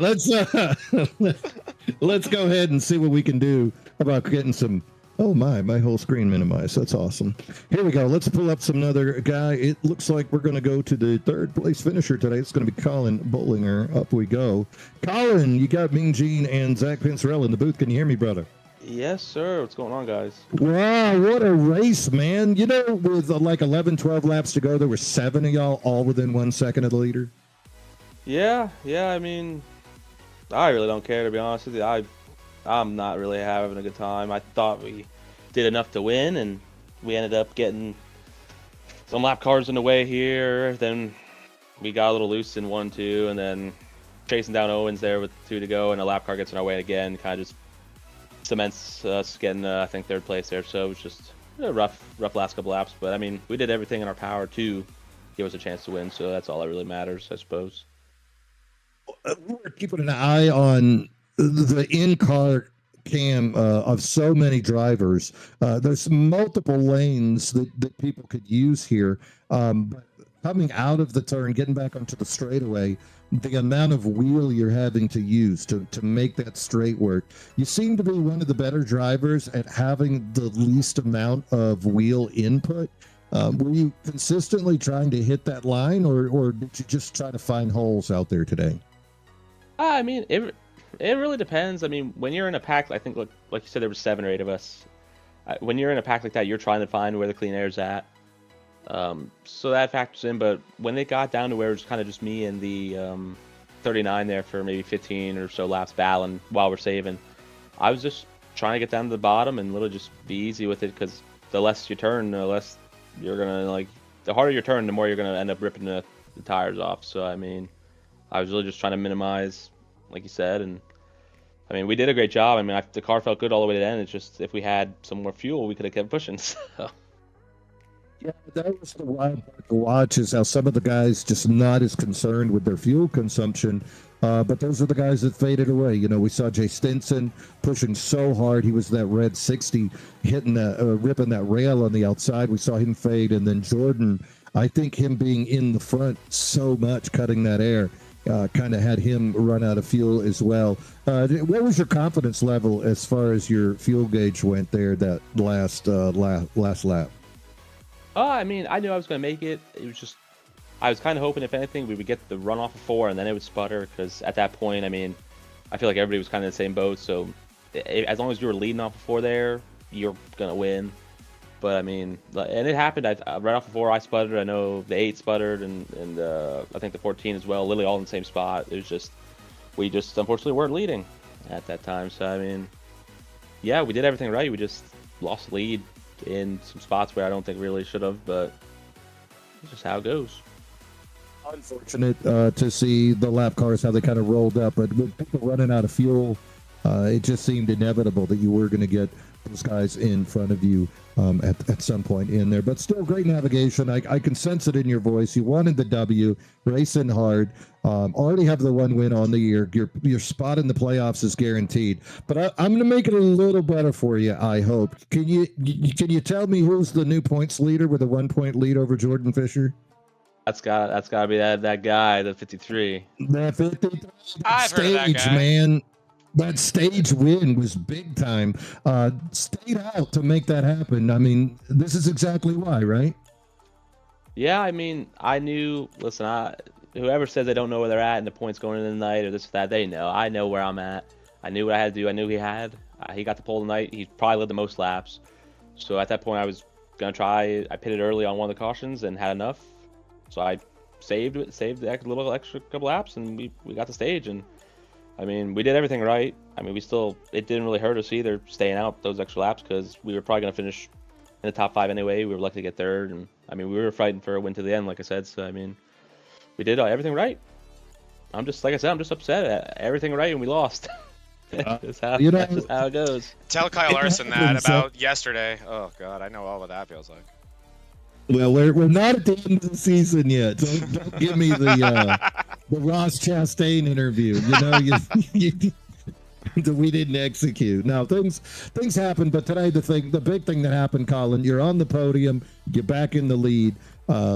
So that is a great day. I know you wanted that dub. You got Indy to look forward to next week. I know you're fast there as well. So I expect to see you back here in the booth on the podium, maybe in victory lane. Who knows? We'll see how the cards fall next week. Anybody you want to give a shout out to here today? Just you guys for putting on a great broadcast. I'm excited to watch it back, even though we didn't get it done. We lost our voice. Well, and yeah, off air, I'm going to get you to give me Sean Walton's address. I'm going to send him a please come back letter. I need my 23 back. I don't know. I think everybody else is having a good time. I love it. All right, Colin, have a good one, man. You earned it. Have a great afternoon, buddy. You too, guys. Much love, Colin. No, I refuse to give up. I'm not going to give up. Well, send him like a LeBron James trading card and autograph it yourself, and he'll be so excited. He'll think it's LeBron, and that's all it'll take. That's right. Only sign half the name so he can have the other half when he makes his 8th start of the year. Exactly. Right, let's go ahead and bring in our second place finisher. We got him there. Perfect. And one more thing about Bollinger too. I think he's like a newly 21-year-old dude, right? He's like young. I think he's like in his early 20s. Driving an alcoholic car, he should change that thing to I can't believe it's not butter, because that's how smooth his driving is.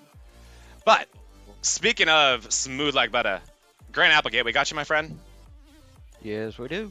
Hi, Grant. Man, that's the most enthusiastic voice we've heard yet, me and G, and that was a breath of fresh air right there from Grant. There you go. Hey, you sound a little bit more optimistic than everyone else, man. What a crazy, crazy race that one was, and we were just you'll enjoy this broadcast because we couldn't stop gushing over you again. What an incredible performance from you. So stoked to be seeing you in here again week in, week out. Take me through your day today and what it was like, especially on those that latter end of the race, that insane battle you were a part of in the closing about 10 laps. Yeah, it was interesting. Obviously, the first half of the race, you probably watched it. I was just trying to get away from the field and make it a 2-car race because I'm point racing, unfortunately. So, yeah, if I could get me and Fisher out ahead of the whole field like we did. I think Kevin Kyle was also behind us, but us three were way out there with the second half or something like that. So just trying to get us a big enough gap to where I could be not easy, but that way in case I made a mistake or I underdrove pit road or anything like that, we had a big enough gap that it wouldn't matter. So that was the plan in the first half. And boy, that worked to perfection. Had about a 3-second lead and with one pit stop left to go, and nobody was really catching me because the tires after about 5 laps didn't really mean much. So I was like, played my strategy out perfectly and cautioned out. Son of a... and just then we had that restart and I got put like 4 wide instantly. I was like, oh God, we're not doing this. So I kind of got clear of that 4 wide on turn 1 and 2, and then we were 3 wide, 3 and 4, and about a foot of net code made me get into David. So then I tried to check up, obviously, because I thought I was actually into him when I wasn't. But when I checked up, guys behind me just kind of hit me, and I thought the race was going to be over. Somehow saved it and kept going, and then it was fuel strategy. And I think I could have won the race, but, you know, shoulda, woulda, coulda. If I didn't have the contact that made me lose, I think it was like a second and a half. Oh, at least. To David specifically. And I ended up losing by 8/10. So I feel like if I don't lose that time, me and David honestly probably win the race easily because we are a second and a half closer to the field. Mm-hmm. But yeah, just, I don't know. It frustrating, but also like I'm point racing and I got second again. So. Right. Yeah. Yeah, is that 3 in a row? No, I got third last week. Oh, God forbid. So that's 3 lap. podiums in a row. Amazing. Honestly, an amazing stretch. So yeah, that actually brought me up to 2 points. First of all, I wanted to all the hats off for that save of the year right there, my friend. Unbelievable. And you were 100% right. Obnoxious amounts of net code between you and Owens. No fault of either one of you, but just all the props in the world to you, because you were also, you were getting packed in the back, and you somehow kept that 14 straight. Unbelievable save, especially to maintain the track position you did was incredibly impressive. So incredible job there.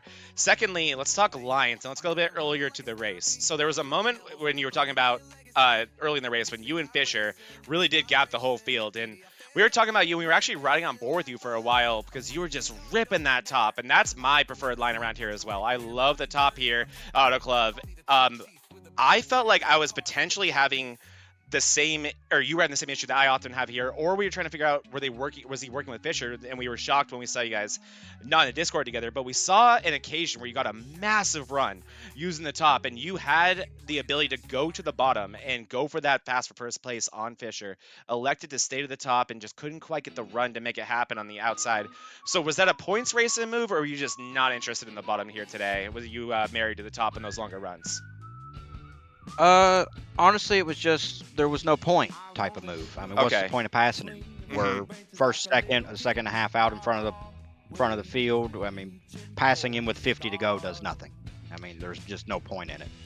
So just keep both of us kind of momentum up and just keep running the fastest lap we can. And with the pitch strategy worked out, I kind of completely forgot about the stage. So that was a bit unfortunate, but yeah, just running as fast as we could to get the biggest gap possible was my whole plan that entire time, and then seeing how the strategy worked out at the very end was always my plan in this race. That makes total sense, and so yeah, essentially like a points race hybrid move right there. And like you'll probably hear me say this all the time if you continue to watch these broadcasts. I always am preaching on these things. It's a marathon, not a sprint, and that is that mentality. So brilliant driving there. Pulling up the points now for you, Applegate, before I let you out of here. You did move up today. You're up to 15th now, so you moved up 2 spots today, and I think more importantly, you're within striking distance of the playoffs. You have had to dig yourself out from that hole where it looked like a long shot, but now you can definitely point yourself in. So continue these podiums, and I think you'll have 3 more races to continue to do Grant Applegate things, which has been incredible in this league to see. Only 1 point behind 14th, and then only 7 behind 13th. So it's right there for you. Great job, my friend. Anyone you give a shout out to as we get to talk to you 3 weeks in a row now? Just one real quick point on the points thing. When I seen David was going to win the race, I was like, you got to be kidding me, dude. I've done all this work on the points. Not eligible. And somebody behind me is going to win a race. And then I was like, oh, he's only ran 5 races. And I was like, then I was kind of even more mad because then I'm like, he took the win for no reason. You're not wrong. I was like, so I was just like, oh, well, but yeah, like you said, made up the bunch of points and nobody behind me jumped me. So that's probably why I'm happy about the race. I was just, I'm happy with it. I didn't wreck, and that's the main thing. So thank you all for putting on a show, and thank you to all the admins for giving us a place to race, even if everybody's complaining about the call on the last lap. But I mean, if you don't have an actual race control person, I understand why the admins would hesitate to throw the caution. So yeah, I mean, if they didn't actively see what happened, and everybody is still kind of going straight. If you just glance at it, nobody actually came to a stop. And yeah, just appreciate everybody who puts on the show, because it wouldn't give me a place to race and have fun. Appreciate the show that you put on, Grant. Genuinely, it's been awesome watching you. And yeah, we actually were just talking about that caution right before we got you in the booth. And yeah, it was a real life caution, but unfortunately, we reviewed it. It was not an iRacing caution, not by any means. And I'll talk a tiny bit about that without drawing on too long. The inverse of that, I think, can be even messier, right? You bring out a caution that would not normally be one in iRacing, and then everyone's asking, why'd you do that? Who did that benefit? And then you start pointing fingers towards the admins and who's on their team, and all that stuff can get messy.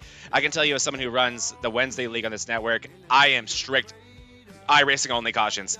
I don't care how messy it looks. If iRacing says no, then we're not going under caution. And it's a double-edged sword for sure, and it sucks when you're on the wrong end of it. Luckily, you were able to get a second place out of it today, though, and an amazing run again, Grant. Pleasure having you, and great talking to you every week. Hope you continue to keep it up, and hope to continue to see you week in, week out. Awesome job, man. Yeah, I appreciate talking to you all every week, so I'm going to try to continue running top 3s so I can get a chance to talk to you. Hey, love that. Love that, Mean Gene, because people are usually actively avoiding talking to us. So that's great. Yeah, man, what a great run here by Grant today. Makes up 15 points over the 12th place car of Medina. Now he's just 20 out of that 12th playoff spot. And win's not off the table, I think, for that guy. He's knocking on the door. He's so close. I think just depending on how cards fall, it could have easily been 5 different guys today. But you got to be up to in the front to win. And that's just a place that we've seen Applegate, four top 5s in his races. So this guy constantly up there banging on that door. I think it's only a matter of time till we see him take it through and go to that win. But meanwhile, it's time. You want to change the soundtrack to the dark music? He deserved this one. One thing that please ask him, Mean Gene, because we keep forgetting to ask, how much gas did these guys have crossing the start finish line? Because David had enough for a badass burnout. Yeah, they said they were all sputtering coming across out of 4, so we'll have to see. Let's see when he come on up here. It's got one of those Ford gas tanks. David, it's got Mean Gene Zach at the booth. Can you hear us, brother? I got you, Mean Gene. Congrats, my man. Oh, they must have forgot. They must have forgot. Guess who's back? How you feel, man? Call me Slim Shady. I'll tell you what, dude. That race was psycho. First thing I want to bring up, though, I mean, it's coming. I have to ask. Were you wearing your brown pants today? Because you had that little netcode incident with Applegate. Both of y'all kind of kept her on the straight and narrow, but brown pant moment? That was definitely a brown pants moment, and I thought my race was going to be over at that point. So hats off to everybody there involved. I don't know how we all didn't wreck there, because it was definitely, the recipe was there. The disaster for the wreck to happen was there, and somehow we all managed not to wreck. Yeah, iRacing playing games with us here today, playing games with all of our emotions, that netcode incident, and then, of course, the wreck there with 2 to go. Zach and I looked at that closely. It seemed like the track was just cleared too quickly for iRacing to make a call there. Have you had a chance to go back and watch that? Yeah, I went back and looked at it. Yeah, it's crazy stuff. Yeah, the first contact between Kevin, Kyle, and Jack, that were they wrecked. They kept it going. They kept it straight. So no stopping, no impeding of traffic. So iRacing at trigger. But when he come down and clipped Jose there, that should have triggered something there. I'm not sure what the rules are. I know on a couple of the series on Wednesday and Thursday, last 5 laps, iRacing's in control of the cautions. So I'm not sure how it works. That's a good rule. So, yeah, and there's no admin that's just staring at that. You're asking a guy that's driving 190 miles an hour 3 wide, hey, did you not see that? It's like, I'm busy. You can't just expect somebody to pull off. So I don't know. For me, you keep that thing green. I know the commish John Bev is sweating himself about that thing, but exciting racing. David, there were 7 guys all within a second of the leader last 10, 11, 12 laps there. You weren't one of the top 3 cars at that point. What was going through your brain? Were you just waiting? I mean, what's happening in your head at that point? I'm fixing to blow your minds. Okay, y'all ready for this? I'm stoked. I'm ready. The last 45 minutes of that race, I was on a phone call. No. With my girlfriend. Get him off the interview. We're done. there was no. Saying if you don't win, it's over. One of those. He just said, Jenny Hammond goes, I beat your favorite driver. Owens goes, I beat you on a phone call. Listen, there's no Discord communications with the team. There's no strategy calling. There's no, hey, I'm pitting this lap. Where y'all pitting?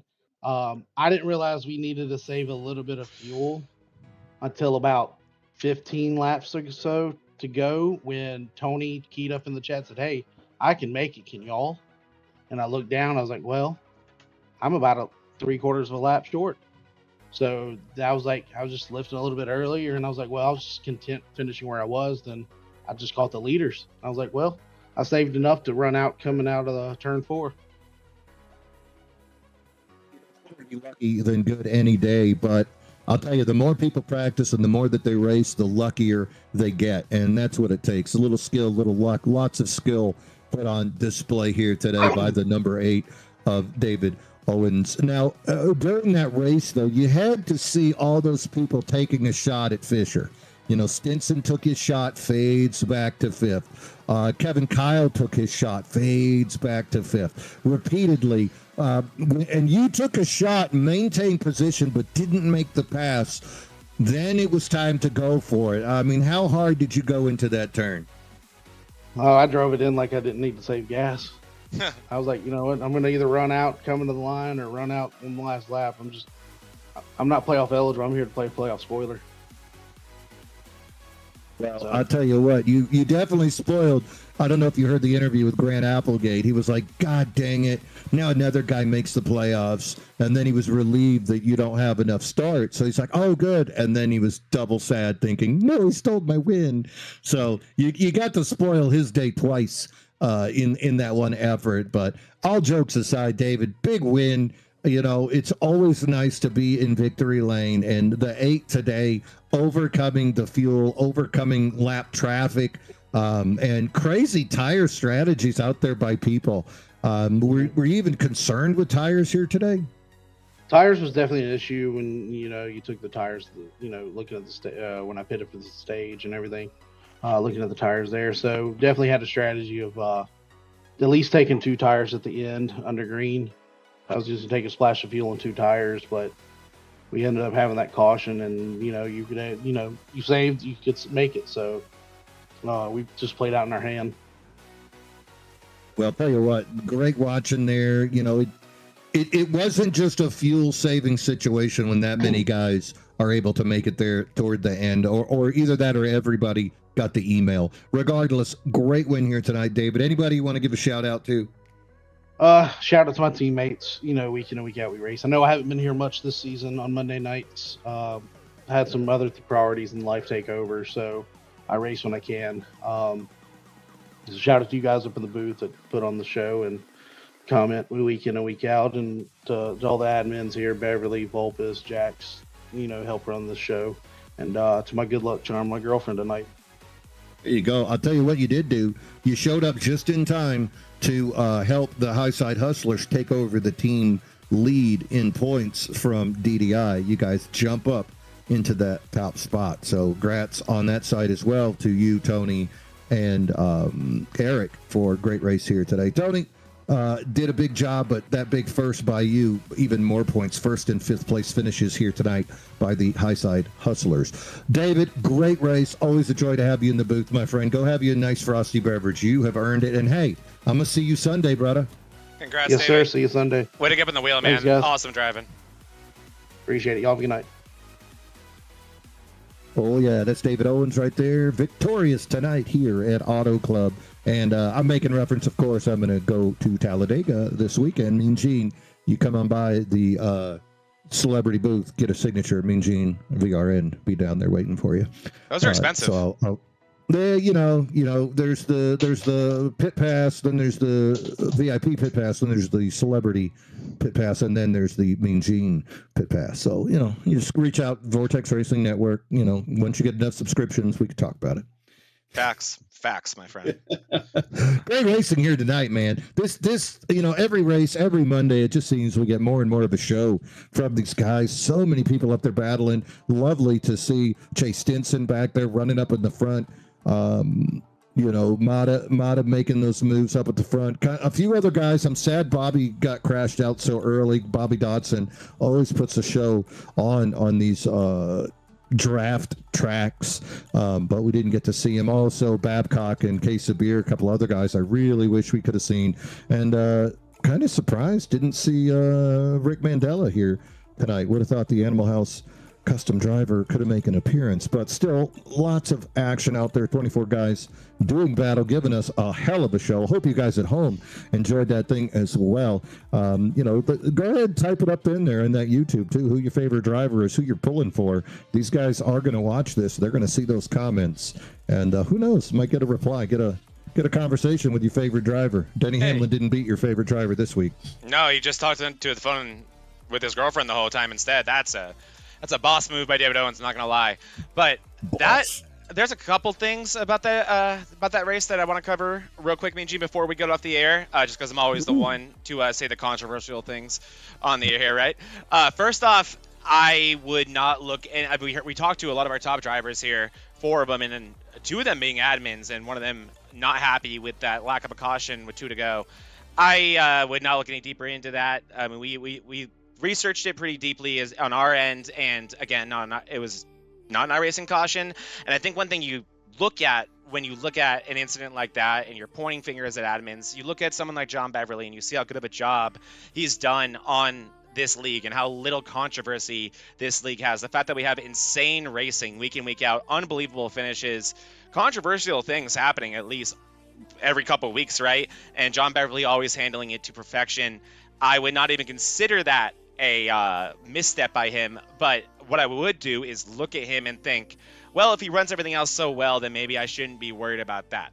So let's go to the inverse of that. We also heard a lot of drivers, I think 3 of our 4, talk about lap car etiquette. And one thing that I didn't catch was the reason why Ferdiani, and I'll say at that time, like I'm in Inglourious Bastards, was in the grass was because he made contact with Bollinger, coming to the white. And that's what sent him in the grass and eventually into Fisher.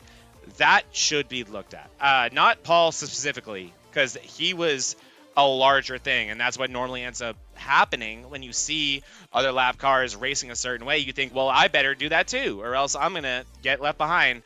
The lap car etiquette today, especially as deep in the race as it was questionable. That is, I think, worth looking at. I'm not saying any penalties need to be handed out. I'd actually say they shouldn't be. But that would be the only conversation I would say is worth having as we leave this race here at Auto Club with these drivers to continue to somehow, if it's even possible, improve the racing product. Because, I mean, if we're being honest here, Gene, and us in the booth, like, put all the lap cars in the way. It's fun. But I get their frustration. And I, as someone who has been in the situation where you're getting lapped, feel like you should. You want to stay in the lead lap. It's hard to flip that switch and go into, I don't want to say backmarker mode, but, being okay with getting lapped. And that's going to be something this league's going to have to work on. But that's a NASCAR rule too, right, me and Gene? If you want to go back to IRL in real life, there's no blue flags in oval racing. It's up to you if you want the driver go or not. And if they don't, all the lead lap driver can do is do what they did today, which is call them out in the interview and be upset about it. So that's going to be interesting to see as this season goes on. I'll bring up the points one more time real quick before we get off the air here. Nothing too crazy in terms of the changes beyond our leader now being Colin Bollinger, but everything's staying pretty consistent up front. We're calling it a big 5, me and Gene, but it's so much more than that. And we said maybe 5 drivers can win this race. I think that's being generous in the wrong direction. I think 8, 9 drivers could have won this race. Unbelievable what we're seeing here on Mondays. Every season we seem to be just gushing over the drivers in this league and the action they provide us. And this season has somehow elevated it even further. Yeah, it's just been good stuff all the way across the board. Up at the top, Bolander does catch up to Novella just a little bit, draws into a tie with him. Iverson slipping a bit in his advance with the finish here today. And then, we talked about there being a gap after the 12th position of Jose Medina dropping down to Steve Lewis. But now, after the efforts of Geyer the last couple of weeks and Sanders, today's misfortune, you can actually see where 10th place becomes reachable by many, many drivers. That 10th place is only 2 points ahead of Medina now? Yep. So 10, 11, and 12 are completely within striking distance of the other drivers that are making that chase. You can see Hillman, he crept up just a little bit closer to that 12th place spot, as did Steve Lewis.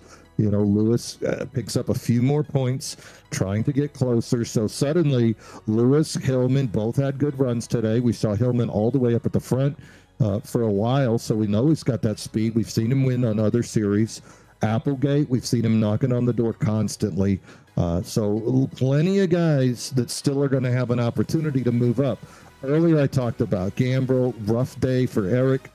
here today.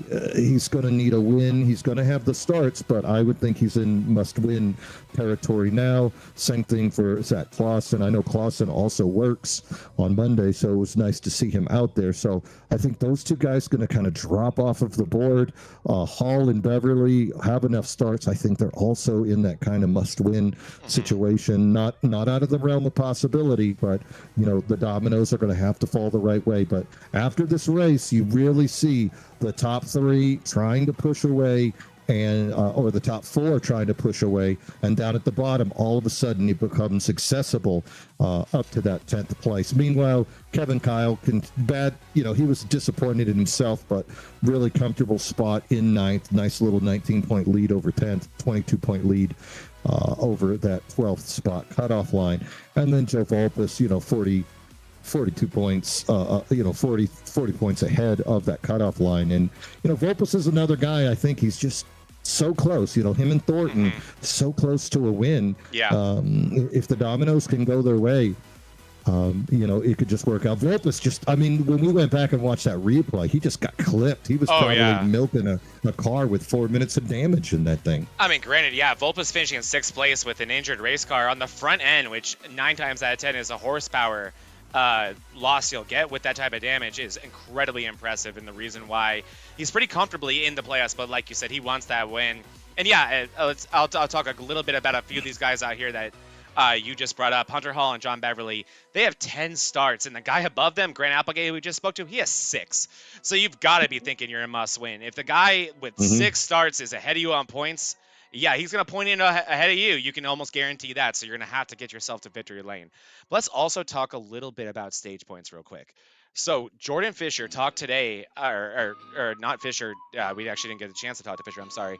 But he was one of those guys who pit early like Applegate and forgot about the stage. They forgot about the stage. And if Jordan Fisher had not done that, he's going to leave here with probably 8-point advantage, 9-point advantage. Instead, he forgets. Bollinger gets the stage win, and he's going to leave here with a 1-point lead. You got to be careful about that. It's easy to harp on drivers like Fisher and even Owens. That's why I'm mean. I like David Owens. I think he's a good dude. That's why I'm meaner to drivers like them and Iverson, because they're so good, and it's fun to kind of nitpick what they do. Fisher has got to have that. Same with his spotter. They got to be aware of those things that would have kept him in the lead here, and would have made those late race misfortunes a little bit easier to swallow, knowing you had those stage points in your back pocket. That Fisher can take away from this is the adjustment that him and Lewis made about the tires. Him taking the right sides on that one stop allowed him to cut through traffic just a little bit quicker than the others, giving him that late race lead. If he didn't run out of fuel, I think that would have been a guy who definitely would have been talking about. And also, if he didn't turn into a ping pong ball. That helps. He got smacked around a little bit there at the end, but bonus points. Look at that. Fisher with 44 bonus points. The next fella is 21? Bolander with 21 under him. Great point there. That matters. That is so much. That is pretty significant. And Bolander doing the 21 with only 7 stage points. So if Andrew could get on the stage win situation as well as those strong finishes that he has, he could keep himself right into this battle for this championship at the end. This thing far from over, but right now, Bollinger and Fisher really looking like 2 heavyweight boxers facing off in the 10th round here this week, and 13-round fight for that regular season title. Can't wait to see how this thing continues. Also, Colin, 1-point lead. Still got that 10-point penalty that he suffered. So he had to overcome that 10-point penalty to put himself back up in there. Man, this thing is good. I hate we got to wait a week. Me too. Me and Gene, I just count down the days until we get back into this booth, and I'm counting down the hours every Monday until I am going live here with you. Because it's just so much fun. I generally cannot explain how much fun I have in the booth every week here, covering these drivers. Such an incredible league. And then I said it yesterday on the BRL broadcast. I genuinely think this is the best iRacing broadcast on the planet. I really, really do. It just, between the drivers and honestly, I'm not going to be cocky. I don't think I'm the best broadcaster in the world, but I don't think anyone can match our passion and how much we care about this league and the lore and the stories and just how genuinely much of fans we are. That's rule number one for me in the booth, is don't be afraid to be a fan. And it's been tenfold here in the booth here on Mondays. I am such a fan of all these drivers. I'm such a fan of this league, and I am just having the best time. I feel so lucky to be able to be the one to call the action. Same, man. Watching these guys over the last 3 years has just been really a show. Just lucky to be up here in the booth with you to watch this thing unfold. And again, these boys, not disappointing as they give us a great one. Next week, the boys are going to be at Indianapolis. Tony Iverson winning last year at Indy, but he's going to have some competition because, Michael Mata loves the speedways. He's going to be out there. Colin and Andrew going to be teaming up. Jordan as well. All these fellas going to make do and do battle next week, Indianapolis. It'll be live right here on Vortex Racing Network. And again, we'll be on tomorrow night as well for Big Truckin' Tuesday. Vortex Racing Network bringing it to you 5 nights a week. You get trucks Tuesday, Wednesday, Thursday, and of course back to the Cup on Sunday. And you got to be here. Tuesday, tomorrow, going to be a big race. Wednesday is a championship. Thursday is live. And Sunday, right in the middle of the Premier Cup Series for the Bonfire Race League. That is their Premier Anchor League. So you want to be a part of all of these broadcasts. The way to do it, subscribe. Push us up that board, get us on that algorithm, and be aware every time. Get that little notification when we go live so you can be a part of the action. You want to be on the track? Hey, leave a comment. Leave a comment on the YouTube video. Admins will check that out, get in touch with you, and depending on what night you're available, you too could be a part of this. See your name up in lights and be part of the Vortex Racing Network family here live every 5 nights a week. Zach, that is going to wrap us up, my friend. What a great show by these boys tonight. Colin Bollinger takes over the season point lead over Jordan Fisher by 1 point. Big story tonight, though, the return of David Owens. He's got zero chill and zero fear as he pushed it down on that apron, taking the late race pass, taking the win. David Owens victorious here. Next week, the boys will do battle at Indianapolis. It doesn't get much better than this. On behalf of myself, Mean Gene Money, Zach Panzarella, our sponsors, Chantilly Lace Photography, KK Woodscapes, all the admins, and hey, the boys back in the production truck. It's been our pleasure to bring you this tonight. We'll see you next time. And as always, bottoms up and hammer down.